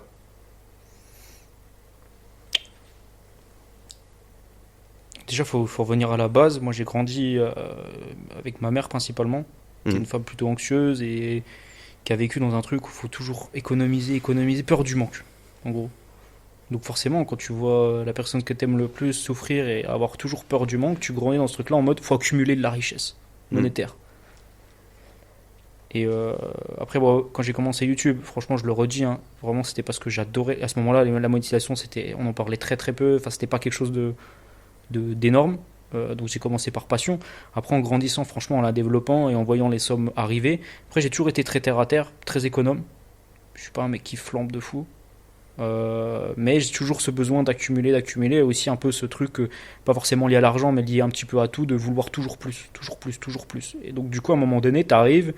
Et en fait, naît une souffrance. Comme je disais, au début, t'as quoi? Au début, t'as une Peugeot. Après, une fois que t'as la Peugeot, t'achètes la BM. Une fois que t'as la BM, t'achètes la Porsche. Une fois que t'as la Porsche, t'achètes la Ferrari. En fait, à quel moment t'es satisfait? Puis une fois que tu as la Porsche, tu veux l'hélicoptère. Et après l'hélicoptère, tu veux le jet. Et après le yacht. Tu vois. En fait, ça s'arrête jamais. Donc la possession, l'argent, après je crois que j'avais déjà eu des études, à peu près 10K, au-delà, il n'y a plus de bonheur forcément. Moi le gros switch c'est vraiment quand j'ai arrêté YouTube. Quand j'ai arrêté YouTube et que j'ai compris vraiment que, au même titre un peu que la notoriété, ok c'est cool mais ça fait pas tout, tu vois. Et au contraire même parfois de vouloir vivre pour ça, moi les YouTubeurs, enfin non les gens que j'ai vus les plus dépravés, les plus malheureux, c'était à chaque fois des personnes qui avaient au premier abord, comme ça quand tu les regardes, une certaine réussite, notoriété ou financière. C'est des mecs, ça se droguait, ça allait voir des escorts parce qu'ils étaient incapables de se sociabiliser avec des gens normaux. Tu parles de youtubeurs là? Youtubeurs, streamers, ce que tu veux. Le mieux, mais c'est dans tous les milieux en fait où il y a de l'argent. Les gens, ils perdent pied en fait. Et ils sont complètement dévorés par l'argent. En fait, l'argent c'est la bête, c'est une bête, tu vois. Si on devait on pourrait dire c'est un démon en fait le truc. Parce que ça prend l'âme de la personne. Et c'est pour ça en fait quand on dit vendre ton âme. Si dans ta vie, tiens, réflexion sur soi, si dans ta vie tu fais quelque chose que tu n'aimes pas et que tu le fais pour l'argent, c'est ça en fait, signer un pacte avec le diable. C'est-à-dire au détriment de ton bonheur, tu veux accumuler des richesses qui au final t'apporteront rien parce qu'une fois que tu as accumulé une richesse X, tu voudras la richesse X x 2, X au carré. Ok, après attention.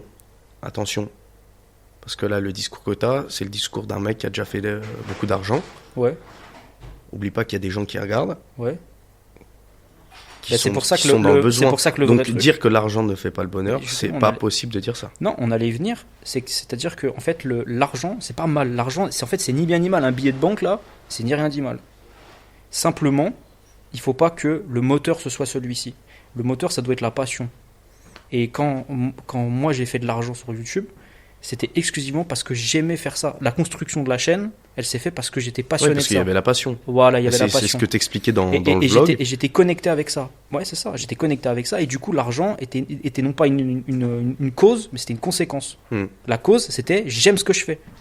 Et le problème, c'est qu'aujourd'hui, même là, moi, je me rappelle encore ma mère quand j'étais à l'école, et même elle me disait, tu veux faire quoi plus tard? Je sais pas trop. Elle me disait, va en informatique. Je fais des études d'informatique. Pourquoi? Parce que ça gagne bien. Enfin, en informatique, tu peux relativement gagner correctement ta vie, tu vois. Je lui aurais dit, je veux être peintre. Elle m'aurait dit, qu'est-ce que tu racontes? Voilà, elle m'avait dit, va dans les matières scientifiques, parce que les matières scientifiques, c'est là que les gens gagnent le plus. Mais c'était pas le bon projet, tu dois dire à un enfant. Ma mère, elle voulait que j'aille. J'ai fait un stage dans un cabinet d'avocats. Et moi, je me suis matrixé parce que j'avais regardé Better Call Saul.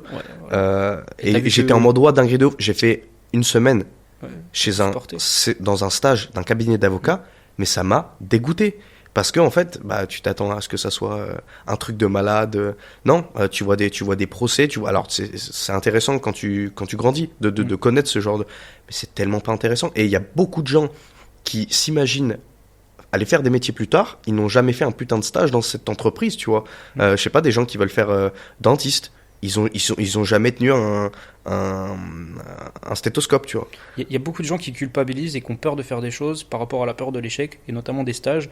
Et j'en vois parfois, ils ont fait un stage ou un truc, ça leur a pas plu, ils changent. Et tu vois dans la manière dont ils s'adressent à toi, en mode, c'est limite, ils baissent leur regard, et en mode, c'est un échec. Pas du tout. Au contraire, c'est bien parce que tu as deux manières de te connaître. Soit tu te poses devant une feuille blanche et t'écris, et ça c'est ultra dur, ça franchement c'est l'élite, tu vois. Soit tu fais les choses et tu te rends compte que ça te plaît pas, et du coup en voyant ce qui te plaît pas, à un moment donné tu vas trouver un truc sur ce qui te plaît. Et ça c'est pour moi la meilleure méthode pour se découvrir. C'est ça qu'il faut faire. Voilà, c'est un autre conseil que je peux donner. Et par exemple, quand j'ai arrêté YouTube, on a fait plusieurs business. On a eu 2, 3, 4 échecs parce que ça me plaisait pas. Ouais. Et voilà. Et donc j'ai pas voulu persévérer, tu vois. Bien sûr. Dans ce truc-là, peut-être que j'aurais réussi, mais encore une fois, j'aurais fait un pacte avec le diable parce que c'était pas moi. J'aurais fait quelque chose pour. Oui, et puis t'arrives à rien en te forçant. C'est tellement dur. Et mais attention, parce que moi, il y a un truc que j'aimerais dire, et ça, pour ceux qui nous regardent, même pour toi, des fois, dans l'entrepreneuriat, t'es obligé de faire des trucs qui te plaisent pas, parce qu'en fait, ça fait partie du job. Et il faut, et là, je parle pas à toi, là, je m'adresse aux gens. Des fois, il faut juste se forcer dans le business à faire certains trucs, parce que quand tu démarres une activité ou que tu es sur la première année de lancement, tu es forcé de faire certaines choses qui sont répétitives, chiantes, mais t'as pas le choix parce que t'as pas la structure nécessaire pour pouvoir embaucher des gens. Et on en parlait hier, mais je veux dire, quand tu es dans l'entrepreneuriat, déjà, Comme en couple, ça s'appelle les concessions. les concessions, et Et après, c'est une fois que t'as surtout il l'argent, faut tu arrêter délègues. d'idolâtrer, on en parlait hier, il faut arrêter d'idolâtrer le fait d'être entrepreneur. Oui. Les gens ont une telle vision, et puis c'est les réseaux qui ont matrixé tout le monde. Mais c'est normal, La si tu plupart veux. des entrepreneurs en Tu vas pas France, vendre le ils vivent, salariat. ils vivent au niveau du SMIC. Hein. Faut pas croire. Hein. Bien sûr. Donc, mais les gens, ils idolâtrent, ils imaginent, c'est des sacrifices. Mais Et parce que c'est encore une tellement fois, c'est les réseaux. c'est ça. C'est les réseaux. Je veux dire, moi j'envie certains, moi je suis entrepreneur, j'envie certains salariés. Je me dis putain, c'est cool. À midi, ils ont leur petite pause déj, ils rentrent à 18h le soir, ils ont leur petite Et t'as une femme, tranquillité ils ont plus d'esprit rien qui est dans la tête. phénoménale. Ouais. Mais il n'y a pas de mieux ou moins bien. en ils fait. vont faire un petit resto le soir, ils s'en foutent. Qui es-tu? C'est la seule question que tu dois te poser. Qui C'est es-tu? ça. Donc Et en fait, c'est fonction de propre, c'est propre à chacun, il faut arrêter d'essayer de T'es conditionner un les mec gens. anxieux, t'es un mec de base anxieux. Ah, j'ai pas choisi le meilleur parcours. Non, mais un mec qui est anxieux de base, là, un mec qui nous regarde, là, t'es plutôt de nature anxieuse. Mm. T'inquiètes sur beaucoup de choses, voilà, etc. Mais te lance pas dans l'entrepreneuriat. Ah tu non. vois. Ou alors, si, tu peux te lancer dans l'entrepreneuriat, mais avant, fais ça sur tes temps libres, ton week-end, tu vois. Genre un petit loisir, et puis t'essaies de gagner un petit peu. Mais en mode, vis pas de ça, en tout cas, tant que c'est pas une activité totalement pérenne, quoi. Ouais, Faut complètement. Dans les gens avec qui j'ai grandi avec toute classe sociale. J'ai grandi avec très bien le gars qui a toute sa famille en HLM, Ouais. le gars qui a une villa, tu vois. Et bon, ça, c'est pas trop en rapport, enfin, si c'est toujours en rapport avec l'argent, mais c'est un message vraiment que je veux faire passer. C'était même pas marqué dans la trame. Mais aujourd'hui, c'est important d'avoir les avis de tout le monde, ou en tout cas d'être assez ouvert pour entendre tout le monde. Et c'est pas parce que des gens ont un style de vie moins gros que le sien, un emploi plus précaire, que c'est des gens qui sont moins intéressants. Les gens les plus intéressants et qui ont le plus le cœur sur la main, c'est ceux qui n'ont rien. Ça fait très basique de dire ça, mais c'est la réalité. Bon, ceux qui donnent le plus, c'est souvent ceux qui ont rien. Exactement. Et c'est pour ça que moi je suis ouvert à parler à tout le monde. J'ai pas ça me dérange pas de parler avec un crackhead. Bon, ça dépend l'occasion, tu vois. Tu sais Mais qu'à Besançon, à chaque fois que je sors avec toi, il y a souvent un SDF qui vient nous parler, je sais pas pourquoi. Je pense qu'on a on prend le temps. Moi, j'ai des souvenirs, Ouais. avec toi. on avait discuté de Pascal et je sais plus qui, de Rousseau avec un SDF. Mhm. C'est un truc de fou. Et je trouve qu'on perd un petit peu ce truc. Alors évidemment, je vais pas les taper la discute à tous les SDF de Paris, mais pour autant, tu vois, j'aime bien. Et je parle pas que des SDF, c'est juste des. Tu te rappelles le mec qui s'était fait il avait marqué, il avait un tatouage sur le front, il avait plus de dents. Ouais. On était place de la Bastille. Quand j'étais avec Louane, il était venu nous parler avant qu'on parte à Belfort. Et, il avait un couteau, non? Je sais pas, ouais, il nous faisait flipper quand même. Ouais, à la fin, non. il commençait à nous dire. Truc de ouf. Mais après, c'est le parcours de chacun, mais même sans parler de SDF, des gens qui ont juste, il faut vraiment Oui, rester ouvert, comme dirait Jean-Claude Van Damme, rester aware. Ok. C'est important parce que les gens qui peuvent t'apporter le plus sur le plan intellectuel, c'est pas forcément ceux qui sont les plus dans les hautes sphères. Non. C'est important de prendre conscience que les personnes intéressantes, c'est tout le monde en fait. Et on est au niveau de tout le monde. Il y a personne qui est au-dessus. À la fin, c'est la mort hein, qui nous juge. Donc Tu connais l'histoire avec Alexandre Legrand? non. Alexandre Legrand, avant de mourir, il demande en gros à ce que sur son cercueil, il y ait ses mains qui sortent du cercueil. Pour qu'il soit amené à sa tombe, devant son peuple, quand il sort Ok. de la cité. Pourquoi? Pour montrer que même quand tu es. Que tu as. Et ceux qui devaient porter son cercueil, c'était ses médecins. Il avait 3-4 médecins, les meilleurs médecins de l'époque. Et il avait fait ça en leur montrant que même quand que tu as accès à la médecine top de l'époque, eh ben, tu meurs quand même. Et tout au long de la traversée jusqu'à sa sépulture, tout son or devait être déversé derrière lui. Parce qu'il montrait que quand tu vas à la tombe, tu ne repars pas non plus avec ton or en fait. Donc voilà, il a fait ces deux choses. Il en a fait une troisième aussi, mais j'ai perdu, je suis désolé. Navré. Mais récemment, j'ai un gars que j'ai très rapidement connu au collège, Ouais. qui est décédé, qu'il était d'Orléans. Ce gars-là, on n'avait pas forcément une affection particulière, on s'était check 2-3 fois. Et une fois, je suis allé à la salle, les premières fois que j'allais à la salle, à Olivet, à Orléans. Et c'était quelqu'un qui était très, très réservé, mais c'est vraiment sympa. Et en fait, ce gars-là, j'ai fait une séance avec lui. Il soulevait 40 fois plus que moi. Et il m'a un petit peu guidé, tu vois. Il m'a un petit peu guidé. C'est lui qui m'a fait ma première séance, tu vois. J'en pouvais plus. Et, euh, et tu vois, là, j'ai appris récemment qu'il était décédé. Ça m'a, ça m'a vraiment fait mal, tu vois. Pourtant, je le connaissais que de loin, mais je sais qu'il a tellement partagé le bien autour de lui et qu'il n'a pas une vie facile, tu vois, que vraiment, ça m'a fait mal, tu vois. Euh, et euh, et c'est un rappel dans le sens où la vie, elle peut vraiment s'arrêter à tout moment. Et ça, des fois, on l'oublie beaucoup trop. Et moi, je l'oublie beaucoup trop. Je m'empêche de faire des choses où je vis pas vraiment à fond. Si demain c'était le dernier jour de ta vie, comment tu vivrais cette journée, tu vois. Mm. Et ça, des fois, on a tendance un petit peu à l'oublier. Et ouais, ça fait mieux. Après, le rapport à la mort, c'est encore spécial. Ouais, moi aussi. Je vais boire. On parle, hein. Tu veux pas qu'on se regarde dans le blanc des yeux, on a hâte de Non. parler? Je t'ai trop regardé. Je t'ai trop regardé dormir, ronfler cette nuit. Non, ça allait. Je pense que c'est important d'en parler. De Sur quoi? ce qui s'est passé en 2021, me concernant, Bah, c'est un gros arc de ta vie, hein. bien sûr, T'es quand même ressuscité comme. comme Jésus. Ouais. Non, en fait, T'aurais dû faire 40 jours en vrai pour la symbolique. T'as fait moins. tu sais, il y a des gens, ça les fait pas rire. Faut le dédramatiser, mais c'est bien parce que là, du coup, Alors, tu vas expliquer. c'était quand j'ai mis en scène ma mort, j'étais plus jeune Cinglé. déjà, un petit peu plus cinglé, un petit peu plus con. Tu Hein. t'y traînais dans le satanisme. Non, pas du tout, pas du tout.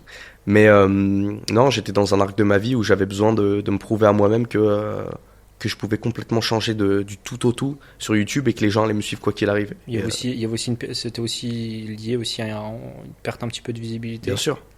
Perte de visibilité. Et donc on revient au pouvoir de l'argent, pacte avec le diable et Ouais, satanisme. ouais, doucement. Non, en vrai, ça a été. Aujourd'hui, je regrette. Aujourd'hui, je regrette parce que bah, j'étais juste immature en fait, et puis j'ai fait du mal à certaines personnes. Pour autant, Ouais. ça m'a aussi permis. T'as perdu des amis. Hein. Où il y a des gens qui t'ont tourné le dos, ou en tout cas t'as eu Ouais, des mais après, relations qui c'était se pas sont vraiment des délitées. amis. Mais Ouais, ouais. mes vrais amis, ils m'ont dit que c'était une connerie, mais pour autant, je suis toujours pote avec eux. Les vrais amis. Ouais. Ceux qui se comptent sur les doigts d'une main. Ouais. À deux doigts de se couper un doigt chaque année. Hmm. Pour être mieux entouré. Euh, euh, mais pour autant, ça m'a permis, parce que j'essaie toujours de voir le positif dans tout ce qui peut arriver, tu vois. Ouais. Pour autant, ma relation à la mort, tu vois, elle s'est beaucoup plus. Et j'étais convaincu avant, mais tu vois, le jour où je vais à un enterrement, ou même le mien, tu vois, bah, je veux pas être enterré. Je veux être C'est incinéré. vrai. Je veux qu'on dépose mes cendres À la boule, au Pouliguen. dans le sable. Bon, c'est interdit, mais bon, ça va. Non, je pense que le moment d'un enterrement, ça devrait être beaucoup plus. En tout cas, moi, dans mon cas, moi, je veux que ça soit joyeux, tu vois. Dans certaines coutumes, tu sais, tu verses de l'alcool par terre, c'est pour fêter. Mais tu sais que souvent, moi, alors, j'ai pas fait 50 000 enterrements dans ma vie, mais souvent les enterrements à la fin, le fait aussi, tu sais, c'est un moment où tu retrouves un peu la famille, des Ouais. gens que t'as pas vu depuis 10 ans, 15 ans. Dernier enterrement, c'était Ouais, exactement et à ça. la fin, souvent, ça finit toujours un peu avec un peu de joie, je trouve. Ouais. Bon, Mais t'as- en fait, c'est ça. Et puis même, tu vois, demain, je meurs, imaginons que si je me faisais enterrer, j'ai pas envie qu'on pleure ma mort, tu vois. J'ai envie qu'on. Alors oui, il va y avoir des larmes, des machins, mais j'ai déjà la playlist de la musique qu'il va y avoir. Des trucs qui me ressemblent à moi, tu vois. J'ai envie que les gens y Magic rigolent. System, tout ça. Je sais pas si t'avais vu ce gars qui avait enregistré un message vocal. Oui, c'était incroyable. C'est magnifique, les gens ils sont là, ils rigolent, je trouve ça super beau. Et il y a tellement un truc de tout le monde doit être habillé en noir, ça doit être formel. Non, il y a plein de cultures dans laquelle la mort c'est pas du tout aussi sacralisé, ça fait partie de la vie. Il y en a ils dansent, il y en a ils ont des ouais, Après, il y en a c'est la culture du. C'est la il y en a ils culture ont des occidentale. délires chelous où ils déterrent les squelettes. Ouais, dans des trucs ils fêtent la mort en fait, mais c'est dans les pays qui sont pas occidentaux. Ouais, je boirais de la bière dans ton crâne. Juste ton crâne, ça va. Alors, je serais pas allé jusque-là quand même, mais non, je pense que c'est un moment où on doit célébrer, parce qu'on célèbre aussi bien la vie que la mort. Je pense que c'est important. Maintenant, pour autant, c'est sûr que je recommencerai pas. Moi, je vais ramener un petit peu de contexte. Vous expliquer un petit peu. Quand Max m'a parlé de ça, je lui ai dit que c'était un dégénéré et un débile. C'était pas certainement pas ces deux mots employés, mais c'était grosso modo ce que je lui ai dit. Et j'ai participé à ça. Je lui ai dit, écoute, je cautionne absolument pas ce que tu fais, je le fais parce que tu me le demandes. Et je sais qu'il y a que moi qui le fera parce qu'il y aura aucun mec qui acceptera de participer à ça. Donc je l'ai fait. J'ai toujours maintenu que c'était complètement débile. Et même après coup et avant coup, je t'avais dit, tu verras que ça servira à rien. Ce qui, au final, avec le recul, je pense que tu le diras, ça a pas. Il y a eu un effet boom, mais ça a été. Franchement, c'est t'acheter un verre d'eau dans la mer, tu vois. Il y a une petite onde de choc, t'as acheté un galet, et voilà, il y a une petite onde, mais vite, ça fait. Ouais, une grosse pierre, mais une fois que l'onde de choc, elle est. Voilà. C'est arrêté, c'est. Donc ça n'a pas été plus que ça, au contraire, ça. Et t'as pendant très longtemps, par ego, maintenu que non, moi je fais ce que je veux, tu sais, un peu en mode fierté. Ouais. Et je suis très très content qu'aujourd'hui. Je savais que ce jour allait arriver, j'aurais espéré plus tôt que 3 ans, mais je suis très content qu'aujourd'hui tu admettes et tu reconnaisses que c'était une erreur, et c'est bien pour toi. Et je te le dis, et quand je dis c'est bien pour toi, c'est pas en fait les autres, quand je dis faut s'excuser, on s'en bat les couilles. C'est pas ça, c'est surtout par rapport à toi, de t'avouer enfin, ça va te faire une libération par rapport à ça en disant j'accepte. Tu vois, le lâcher prise de dire ouais, j'ai merdé, mais j'accepte, alors qu'avant t'étais dans une sorte de retenue, et au fond de toi, tu savais que c'était une mauvaise idée, tu l'as fait pour les mauvaises raisons, et tu maintenais encore ce truc de dire non, je suis un bonhomme, moi je suis ça, tu vois. Je suis content pour toi parce que tu verras, ça va te libérer d'un coup. Ouais, non, mais ouais. Non, c'était une connerie. C'était une connerie. Le pardon, tu sais, en religion, etc., en fait, c'est ça. C'est-à-dire que quand tu vas genre, chez le prêtre, etc., et qu'il te dit, vas-y, dis tes péchés, etc., tu es pardonné, c'est parce qu'en fait, on a toujours cette image inconsciente d'au-delà qu'on est pardonné, donc ça y est, on est absolument. En fait, et donc, qu'est-ce que ça fait derrière? C'est qu'on se fait un pardon à soi. Et en se faisant un pardon à soi, c'est là qu'on est libéré, en fait. Donc, au final, c'est ce que tu fais. Et donc, c'est magnifique. Voilà, félicitations. Moi, je tiens à féliciter Maxime. Les gars. Ouais, bon, après, on va pas féliciter les conneries qui ont été faites par le passé, mais oui, effectivement, c'est une belle rédemption. Féliciter la rédemption. La rédemption est difficile, attention, 3 ans.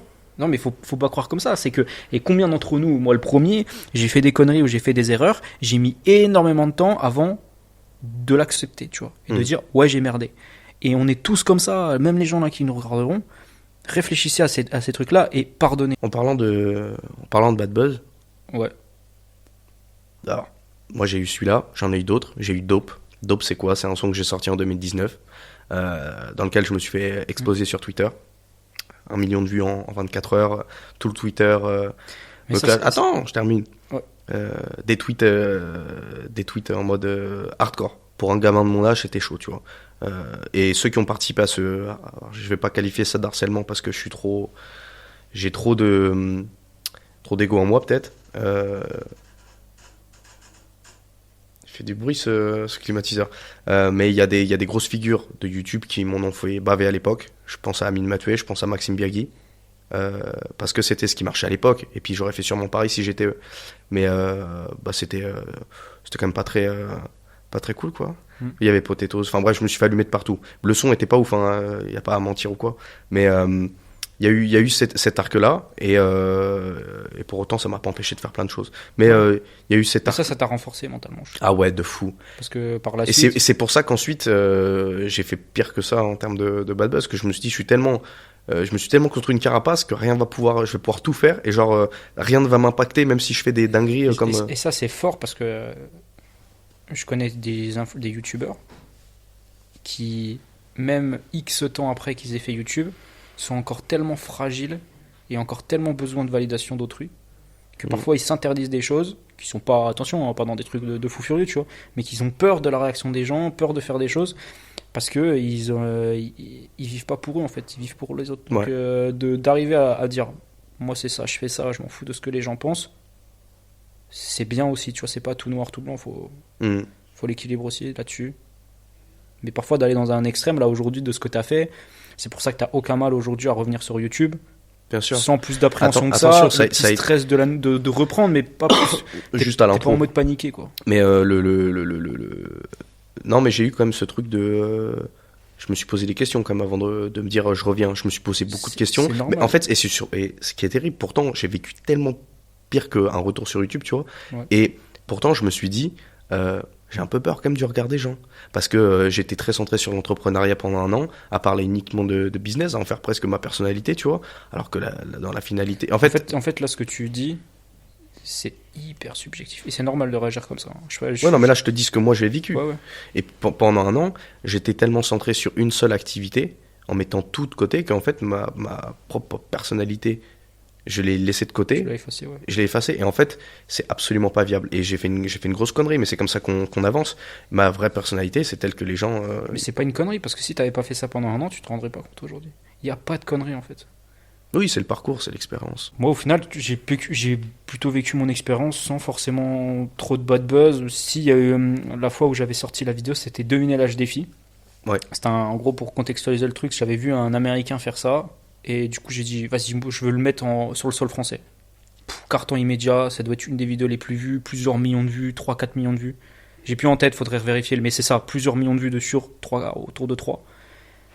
Et d'ailleurs, après, concept qui a été repris par pas mal d'autres gens en France, donc vraiment, celui-là, je le dis, je l'ai. Et on peut dire que t'étais effectivement, précurseur. Ouais, j'étais précurseur sur celui-ci, mais bon, voilà, je l'ai pris des States, hein, attention. Et c'est un contenu, effectivement, comme on pouvait parfois faire à l'époque. Très enfantin, porté forcément sur l'âge, et tu peux comprendre en fait derrière la problématique qu'il peut y avoir. Après, nous on n'était absolument pas dans la morale, nous c'était juste de rigoler avec Ouais, ça c'est ça. et de On était choquer. dans l'humour, il y avait rien de. Voilà, c'est ça. Et forcément en fait cette vidéo elle est passée top 2 France, donc j'étais à côté de Squeezie et des autres. Ce que tu me disais à l'époque, c'est que ça a juste dérangé en fait. Et, ouais, voir que- et ça a juste dérangé en fait. Il y a 2-3 mecs qui ont réagi là-dessus, 2-3 gros youtubeurs ou anciens gros youtubeurs qui ont réagi en disant ouais C'est n'importe c'est quoi. pas normal en fait que le contenu, que ce type de contenu. Mais au final, si le contenu il marche, un contenu qui marche, les gars, vous vous rendez pas compte à quel point en fait c'est les gens qui font marcher ou qui ne font pas marcher quelque chose. C'est les gens qui créent une mode en fait. Parce que si derrière il y a quelque chose qui sort, le produit ou la vidéo peut être absolument incroyable. Si vous rentrez pas dans le truc ou si ça marche pas, c'est vous qui créez en fait la réussite d'un artiste ou de. Après, il y a les algorithmes qui poussent et puis il y a différents Il y types a les de algorithmes contenus qui poussent, mais les algorithmes sont une représentation de l'humain. Et puis il y a des concepts qu'on a poncés. Hein. Les SMS, les machins. Et en fait, les gens, particulièrement, je vais en parler, on s'en fout, particulièrement la critique YouTube, qui critique justement le fait de poncer un concept jusqu'à l'épuisement, mais en fait, ça a toujours marché comme ça dans n'importe quel domaine. Je veux dire, quand Squeezie, même si c'est un contenu extrêmement qualitatif par rapport à le contenu qu'on pouvait proposer, quand il fait 21 épisodes de l'imposteur, les gens, ils adorent. Et en fait, il continue. Donc en fait, pourquoi il s'arrêterait si son contenu il cartonne autant et qu'à chaque épisode il va faire un raz-de-marée, parce que les gens ils adorent ça. Donc c'est pour ça que effectivement, à partir du moment où tu trouves la clé, tu serais complètement con d'arrêter, tu vois. Il y a une forme de cyclicité des contenus, enfin de tout. En fait, la vie est un cycle. Tu prends même les émissions télé, etc., de jeux, de machin. Pendant 10 ans, il y a le jeu, après ça s'arrête, puis ça revient 15 ans après. Mm-hmm. C'est toujours comme ça, parce que. Et il y a des petits réajustements, etc. Mais il y avait un super livre, j'ai plus le nom de l'auteur, sur le plagiat. Et le mec, il expliquait concrètement que le plagiat, c'est positif. Alors que dans la société, si on dit plagiat, non, c'est pas. On va dire ça à Matt Podcast. Hein. Ouais, et en gros, il expliquait que le plagiat, alors oui, après, le plagiat, il l'expliquait, c'est pas en mode tu prends un contenu et tu le copies de A à Z. C'est tu prends un contenu et en gros, c'est, si tu veux, lui, il utilisait le mot plagiat. Qui a été détourné de plus pour dire en gros c'est une copie absolument, mais lui disait faut copier et ramener une petite touche. Mais ne serait-ce que si tu ramènes 5%, déjà c'est plus du plagiat, t'as amené ta touche à toi. Et par exemple, je disais tout à l'heure sur le contenu américain que j'ai repris, le concept était américain. Après Koh-Lanta c'est pas français, tu vois, c'est américain de base, hein, on a repris mais le concept je l'ai pris, mais par contre après derrière j'ai amené ma personnalité. Avec Benny, on a amené nos délires, nos blagues, notre ambiance, notre touche de couleur, tu vois, notre saveur. On a ramené nos épices et voilà, du marché. C'est ça. Donc, Okay. je suis même parti sur ça. Et si on était toujours sur les embrouilles, sur les bad buzz. Si j'ai un autre bad buzz entre guillemets, c'est que moi pendant très longtemps j'étais blacklist Activision, alors que j'étais dans les top youtubeurs Call of, tu vois. Et je remercie Monsieur le V12 qui m'a débloqué la situation une fois qu'on s'est rencontrés, qui a dit que voilà, j'étais un bon gars et que je méritais enfin d'y aller. Donc je remercie Karim pour ça. Et voilà, pendant très longtemps, voilà, jalousie d'autres youtubeurs, concurrence, etc. Moi, c'est ce que j'appelle le capitalisme de connivence. C'est qu'en fait, les trucs sont tellement hauts qu'ils ont tellement de poids, de puissance qu'ils peuvent... ils vont travailler entre eux au détriment en fait et créer limite des monopoles ou ce genre de choses. Bien et sûr. au final, pour te baiser la gueule. En fait. Capitalisme de monopole. Capitalisme de connivence, j'appelle ça comme ça. Ouais. Et un sujet terrible que que j'aimerais aborder. Terrible. Oula, attention. Vas-y, terrifie-moi. Au cours de nos différents parcours sur YouTube, principalement, on a pu rencontrer des gens, des youtubeurs. Ouais. Toi plus que moi. Ouais. Du fait de plus d'années d'expérience, plus de notoriété. Il y a un côté obscur du métier. Ouais. Voilà, on l'a dit un peu. On a déjà un petit peu, mais Ça, ouais. qu'est-ce que tu as pu voir sans donner de blase, de choses? J'ai rencontré des gens connus comme des gens pas connus, des gens grands comme des gens petits. J'ai jamais vu, au grand jamais en fait, si tu veux, une règle absolue de succès égale bonheur.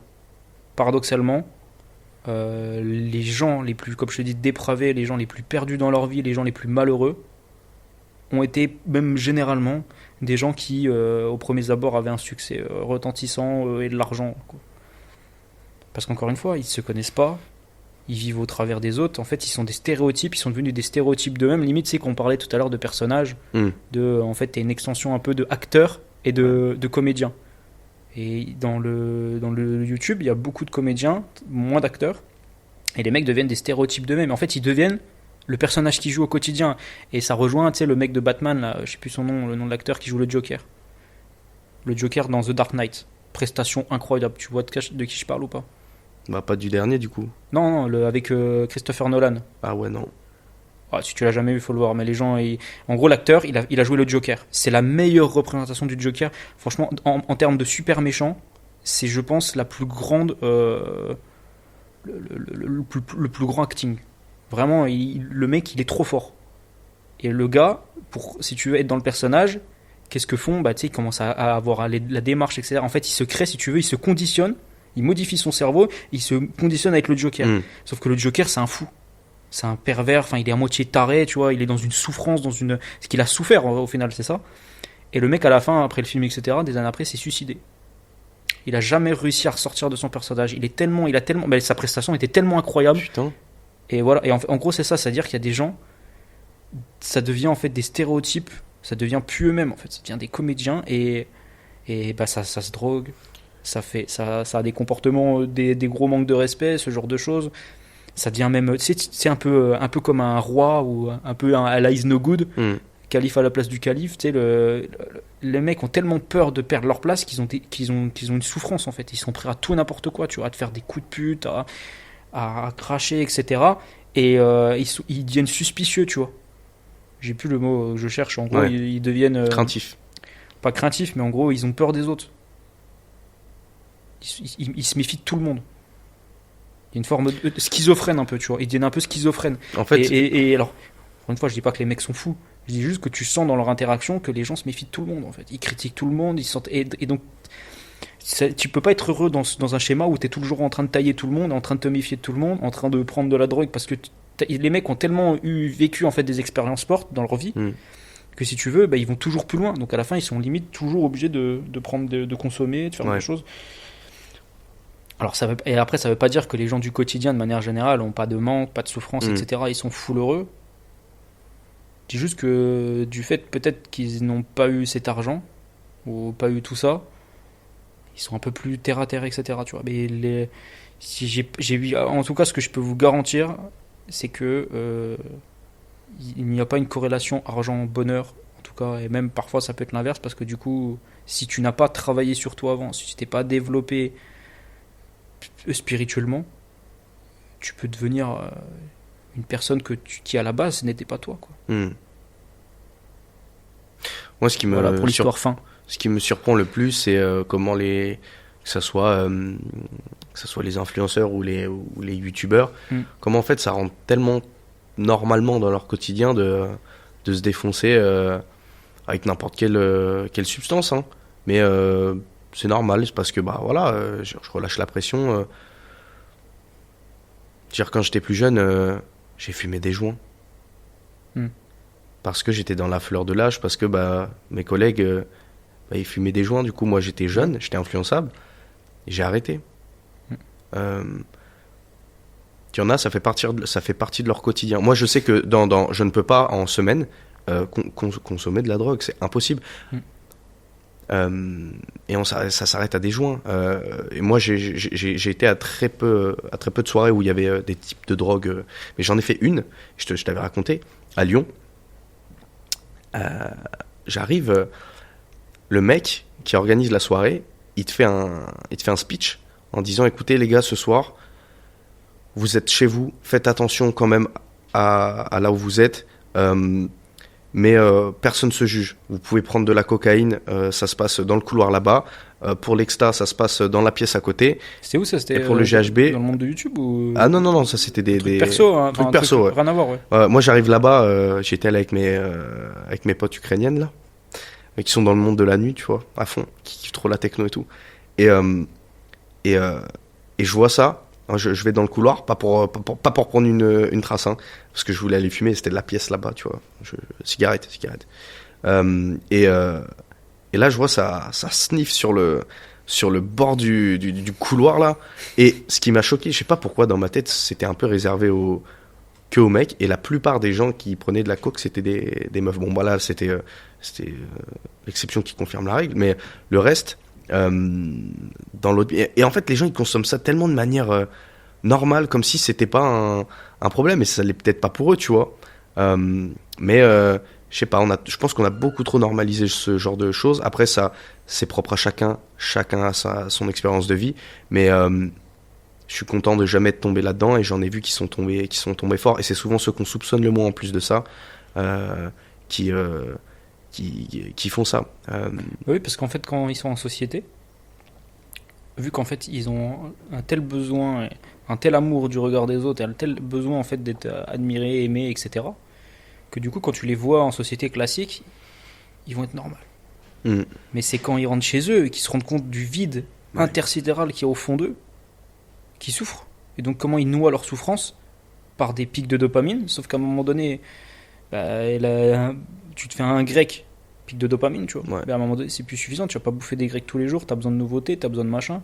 Et donc après, tu vas toujours plus loin, en fait, pour justement compenser ce vide. La meilleure source de dopamine que vous pouvez avoir, moi, ce que. Non, mais. C'est pas dopamine le nom, mais c'est putain, après le sport, la sérotonine. Ouais. T'es sûr que c'est ça? Non, genre là, j'ai pas envie de dire une connerie, tu vois. Je sais plus. L'hormone qui est sécrétée après avoir fait du sport, une activité physique. Si, sérotonine. Bref. L'hormone qui est dégagée après avoir fait du sport, c'est une sensation qui est extrêmement saine. Et je conseille aux gens de plutôt s'orienter vers des activités sportives pour sécréter de la dopamine, plutôt que d'aller prendre... Et moi, personnellement, c'est ce que j'ai compris avec le temps, parce que je fais du sport régulièrement. J'ai une routine. Un peu moins en ce moment, mais je veux dire, ça me permet d'avoir cette discipline assez régulière pour que ma vie soit rythmée par ça. Et c'est ce genre de petites habitudes positives qui permettent de garder le cap, de pas tomber en dépression, par exemple. Il faut comprendre un truc, c'est que le cerveau, le corps, en fait, c'est que des réactions chimiques. C'est que des réactions chimiques, et par exemple, l'amour va faire la même réaction chimique que du sport. C'est juste qu'après ton cerveau, en fait ton cerveau l'interprète de la même façon, enfin ton corps l'interprète de la même façon, mais il va envoyer les mêmes signaux. Donc tu peux être aussi heureux après une super séance de sport qu'aller faire un date avec une fille. Bien sûr. Mais c'est plus simple pour le corps de dépenser de l'énergie de manière... C'est plus simple pour le corps, mais c'est comme par exemple, tu veux de la dopamine, tu vas t'enfiler un croissant, ou alors tu vas aller courir 1 heure dehors, sauf que le problème c'est que le cerveau, il est fait pour survivre, enfin le corps, l'humain est programmé pour survivre et pas vivre, donc pour lui survivre, c'est plus simple de s'enfiler du sucre que d'aller faire un effort où tu vas consommer. Évidemment. Et où tu te mets en danger entre guillemets, ou parce que tu cours, etc. C'est logique. J'aimerais qu'on parle de l'indépendance et de ses conséquences. Ouais. Toi t'es indépendant depuis pas mal d'années maintenant. Pas tant que ça. Enfin oui, pas 5 ans. Bah ouais. Ouais. Quand même, tu vois. Moi, j'étais dans une semi-indépendance quand j'étais à Besançon avec toi. Parce que t'avais toujours ce rôle de grand frère. Ouais.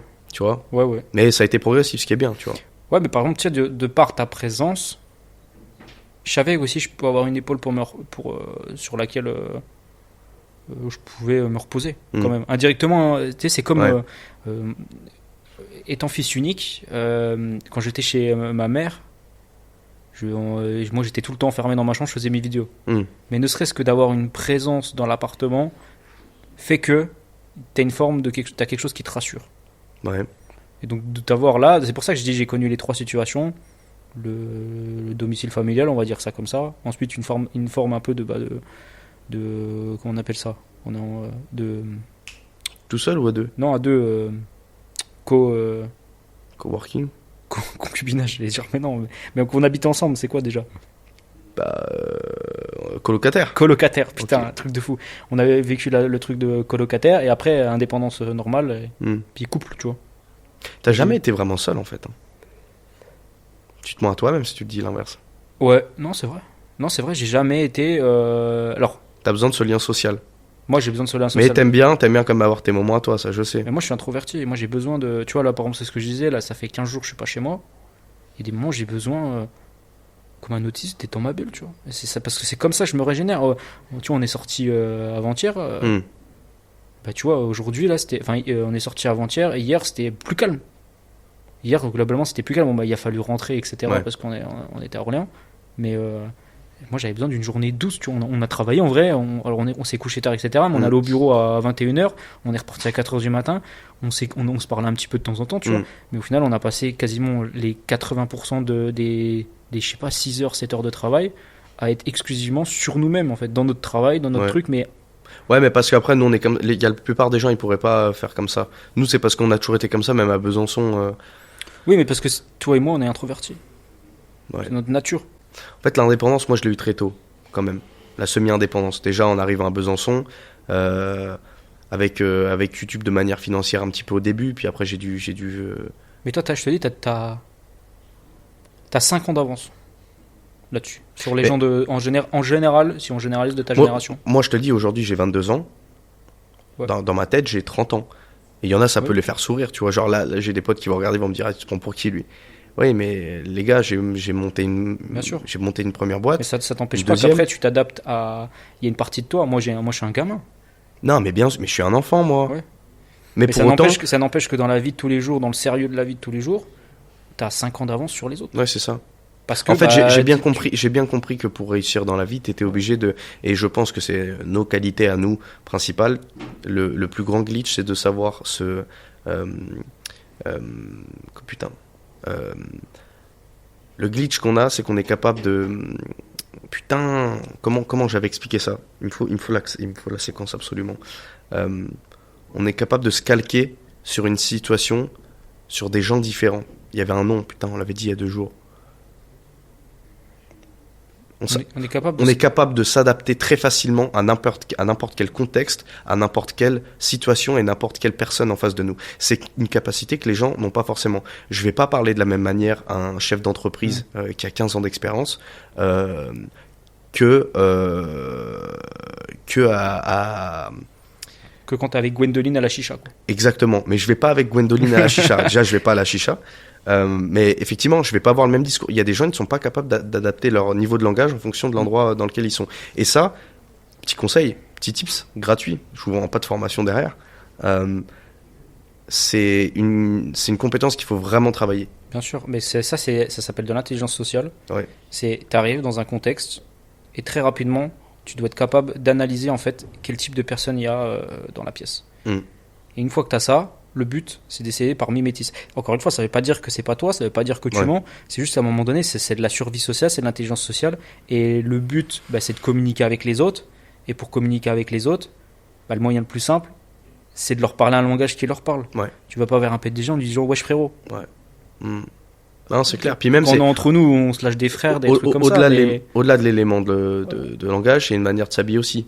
Quand tu es en face Bien de sûr. chef d'entreprise, Ouais. tu t'habilles en conséquent parce qu'on va te prendre il faut qu'on te prenne au sérieux. C'est le boulot. C'est comme ça.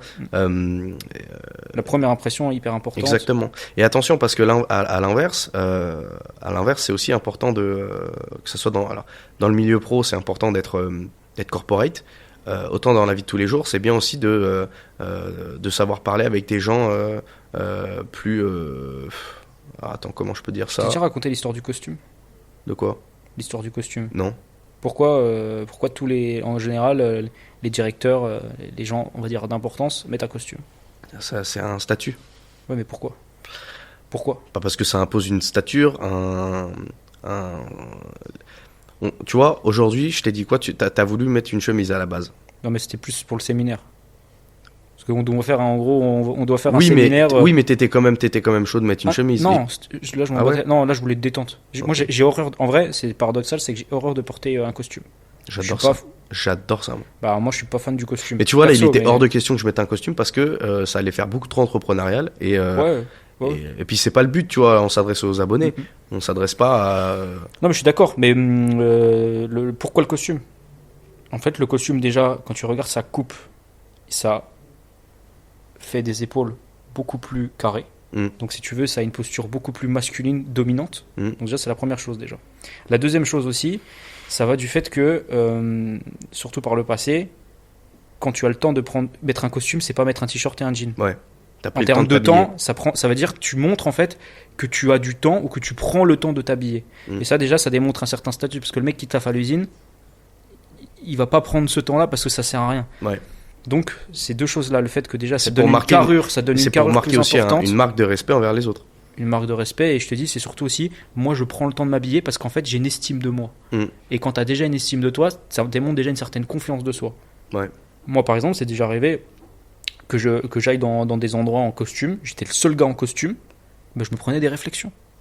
Parce que les gens ils se disaient mais pourquoi lui il est en costume alors que enfin c'est des gens que je connaissais hein, c'est pas j'arrive dans un endroit que je connais pas et c'est avec des gens que je connaissais, j'arrive en costume, les gens comprenaient pas parce qu'en mode c'était en mode pour eux mais il se prend pour qui ou je sais pas quoi. Mm. En fait je m'en fous, moi je le fais pour moi, je le fais pas pour toi. Ouais. Et au contraire si t'es impressionné t'es en train de me montrer que t'as peut-être un problème avec ça en fait, avec le statut, t'as un problème avec l'apparence et que t'as peut-être pas assez confiance toi pour mettre un costume. Et c'est marrant parce que souvent quand je te le dis souvent, quand les gens disent quelque chose, ça en dit plus sur eux que sur toi. Mm. Et ça c'est un truc, retenez les gars vraiment, quand par exemple vous êtes n'importe où et que quelqu'un dit quelque chose sur vous ou sur quelqu'un d'autre, ça démontre très souvent une souffrance qu'il a lui ou une caractéristique qu'il a, une qualité ou un défaut qu'il a, mais qu'il n'assume pas et qu'il octroie chez autrui en la rejetant parce qu'en fait il aimerait être ça mais il ne l'est pas, ou il l'est et à son corps défendant il préfère rejeter la faute sur l'autre. Voilà, très important ça.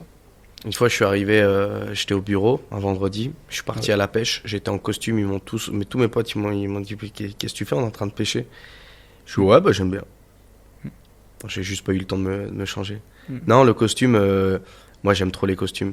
Ça coûte super cher d'avoir un très beau costume. C'est stylé. C'est Après, super beau, c'est l'élégance. Et puis même moi, tu connais ça, on peut faire une petite aparté avant qu'on passe aux questions. Le costume, déjà en France, c'est quelque chose de très important dans le milieu professionnel. Il y a d'autres pays, je sais pas, je pense en Suède, c'est peut-être moins important. J'en sais rien, mais bref, le costume à la française, l'élégance à la française, le petit vin, la petite architecture propre à chaque ville, à chaque endroit, les petits détails sur la cathédrale. Est-ce que c'est une architecture gothique? Un des plus gros changements que j'ai eu dans ma vie ces 3 dernières années aussi, c'est de m'intéresser beaucoup plus à mon pays, son histoire, son architecture. Et ça tu l'as vu. Et c'est enrichissant de fou. C'est super enrichissant et c'est surtout que je me suis posé des questions sur les endroits où j'habitais et puis les différentes coutumes. Tu vois, j'ai visité le château de Anne de Bretagne à Nantes. Super intéressant. Sur l'histoire du château, les douves, le nombre de gens qui travaillaient même dans ce château, toute l'histoire qu'il y a derrière. Il y avait un passage sur la Seconde Guerre mondiale, donc un truc rempli de trucs nazis. Bon, c'est pas ce qui me passionne, hein, même si je suis blond aux yeux bleus et que je vous vois venir déjà en commentaire. C'est intéressant de voir que voilà, ça a laissé une trace. C'est pas des moments super joyeux. Et plus récemment, j'aime bien m'intéresser. Je m'intéresse plus à la politique qu'à une époque, parce que c'est ce que je ressens dans la vie de tous les jours. Maintenant, effectivement, c'est pas en parlant que ça va faire bouger les choses. Mais je suis plus conscient de certaines choses. Certains avis, je les comprends mieux. Et je pense que c'est important de rester à l'écoute de ce qui se passe aussi, ne pas rester complètement opaque à ce qui se passe dans un pays. Par exemple, là, on enregistre, on est le 4. Demain, il y a un nouveau président aux États-Unis. Alors, est-ce que ça va être Trump? Est-ce que ça va être Kamala Harris? Qu'est-ce qui va se passer? Les marchés boursiers s'affolent. Est-ce que ça va avoir une répercussion sur les Américains? Je fais un prono, le dollar va monter. Ah ouais? Ouais. Et le Bitcoin? pense qu'il va y avoir un. Le Bitcoin va baisser un peu et il va remonter. Mais le dollar va monter, donc si le dollar monte, les actions, et donc tout en bourse va un petit peu baisser. Ok. Enfin, pas tout, mais en général, les actions vont un peu baisser, je pense. Parce qu'il, du coup, en fait, non, ça dépend qui va être élu. En fait, si c'est Trump qui va être élu, le dollar va monter, du coup, les actions vont un petit peu baisser. Ouais. Et après, elles remonteront un petit peu plus tard, mais il y aura une petite baisse. Si c'est Kamala Harris, je sais pas trop. Parce que les démocrates sont. C'est là où, généralement, il y a les plus grosses perfs en bourse, donc Ah ouais? paradoxalement. Non, mais gros, ça, le truc Ok. de gauche-droite, Trump c'est la droite et républicain et truc, c'est un bullshit phénoménal. Ok. C'est On va des pas trop conneries. s'aventurer politique non Bon, plus. après, c'est américain, donc en soi, Oui, les bien gens sûr. sont pas touchés au quotidien.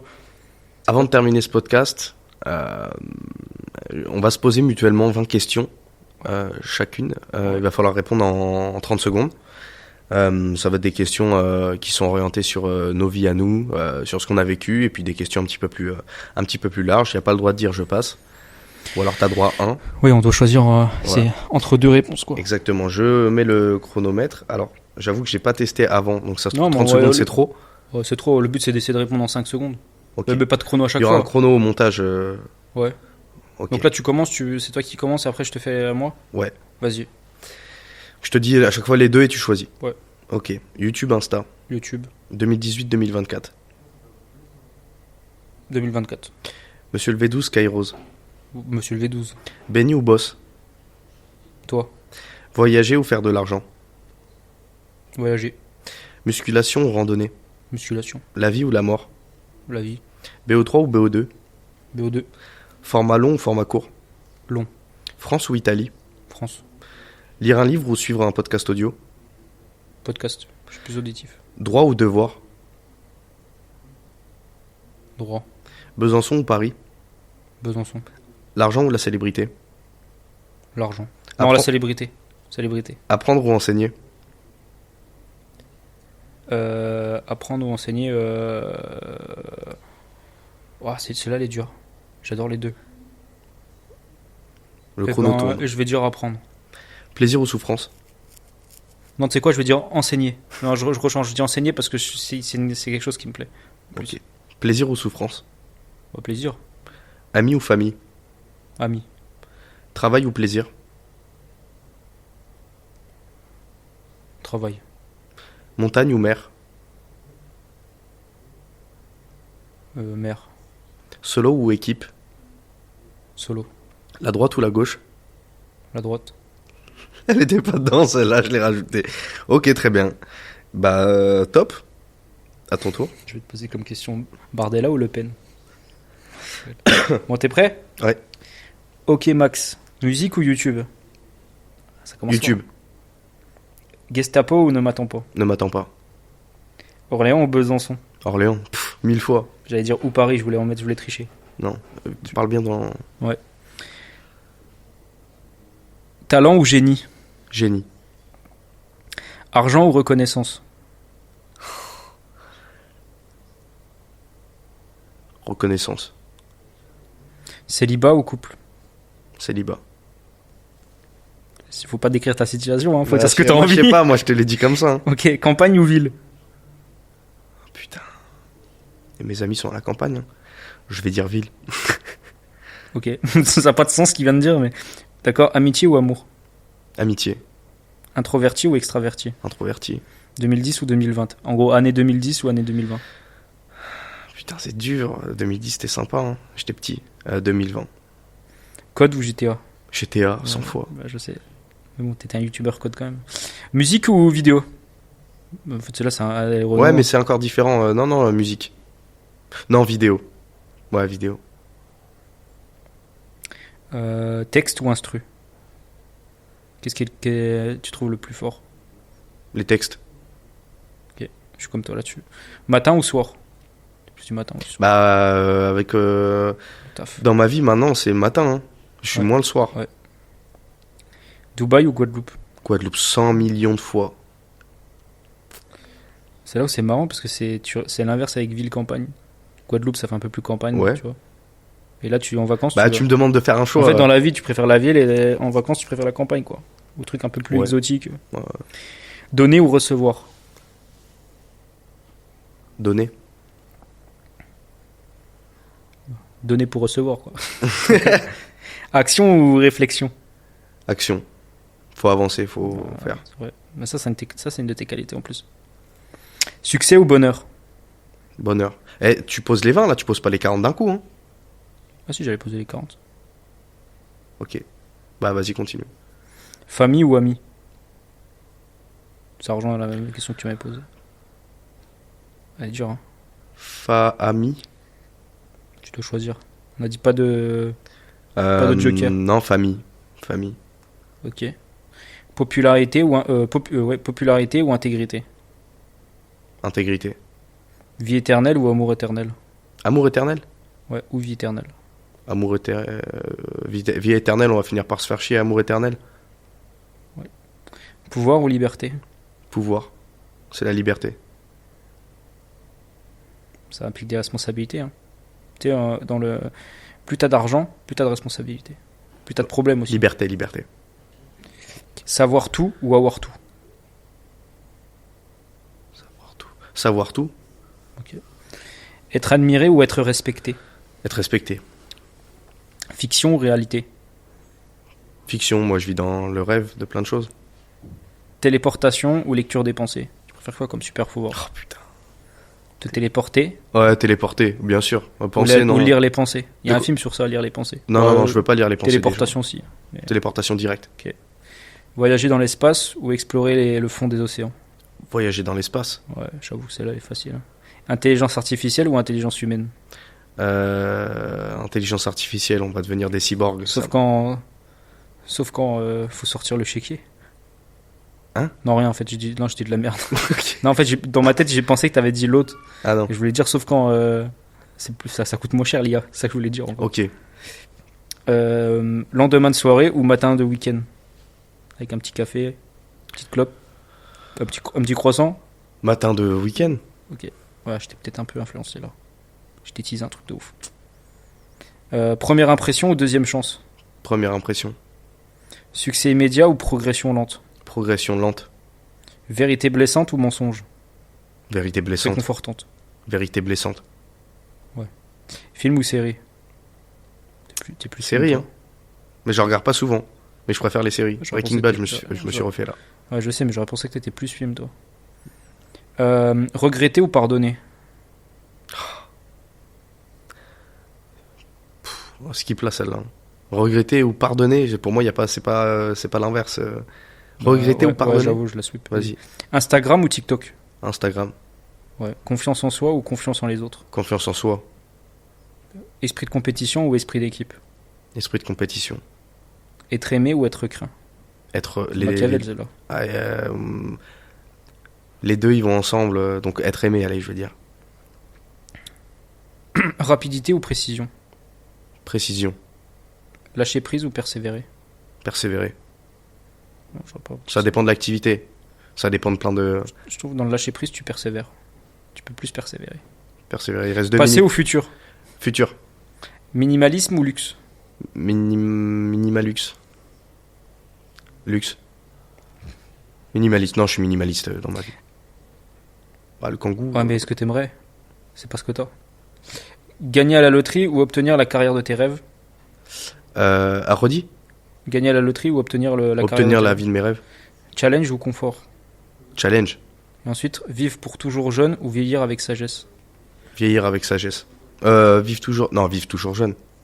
Ah ouais, attends, c'est chaud. C'est la plus grande plaie des dieux grecs, hein, qui disait l'immortalité est le plus beau cadeau que les humains ont. Écoute, on doit enchaîner, on a plus de temps. Ouais. Piano ou guitare? Guitare, Planifié ou spontané? spontané, Écrire ou parler? parler, Minimalisme ou luxe?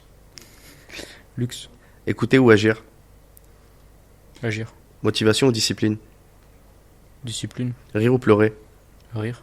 Démocratie ou dictature? C'est pareil. Ambition ou humilité? Je dirais ambition. Science ou religion? Faut les deux. Individualisme ou collectivisme? Wow. Bah, individualisme alors. Dans Sécurité, un esprit collectivisme. sécurité ou liberté? Liberté. Capitalisme ou socialisme? Capitalisme. Réalité ou fiction? Réalité. Endettement ou investissement? Bah, tu peux faire les deux. Investissement, malheureusement. Révolution ou évolution? Bah, évolution. Rationalisme ou émotion? Émotion. Nature humaine ou culture sociétale? Nature humaine. Productivité ou bien-être? Bien-être. Jean-Luc Mélenchon ou Bardella? Merci à tous de nous avoir suivis sur ce podcast. Merci à toi, Tonio, Avec grand plaisir. d'avoir été présent. C'était un vrai plaisir. Super cool. C'est vraiment trop cool. J'ai hâte de revoir toutes ces images. Voilà. N'hésitez pas à liker la vidéo, à vous abonner, important, à rejoindre Tonio sur Instagram. Qu'est-ce qu'on peut te souhaiter pour la suite? Bah, rien, parce que j'ai déjà ce que je veux. Puis, T'as déjà tout. Non, j'ai pas tout. Ce serait prétentieux de fou et ce serait faux. Mais en vrai, rien du tout. Juste me dire, ouais, merci, ça m'a fait plaisir de te revoir. À la prochaine. Voilà. Ok. Eh ben écoute, on te souhaite ça. À la prochaine, l'équipe. On se retrouve prochain contenu. Là, ça sera le vlog Ouais. de novembre. Et franchement, regardez-le. Ouais, franchement, Parce qu'il y a des c'est- pépites et c'est il pas y, que- y a de la valeur de fou, un peu comme vous a transmis là c'est aussi. ça. C'est pas que un vlog de ce. Non. Non, ça va plus loin que ça. Il y a des concepts. Suivez tout ce qui se passe sur Instagram, sur TikTok et cultivez-vous. C'est important. Et séparez-vous des personnes toxiques dans vos vies.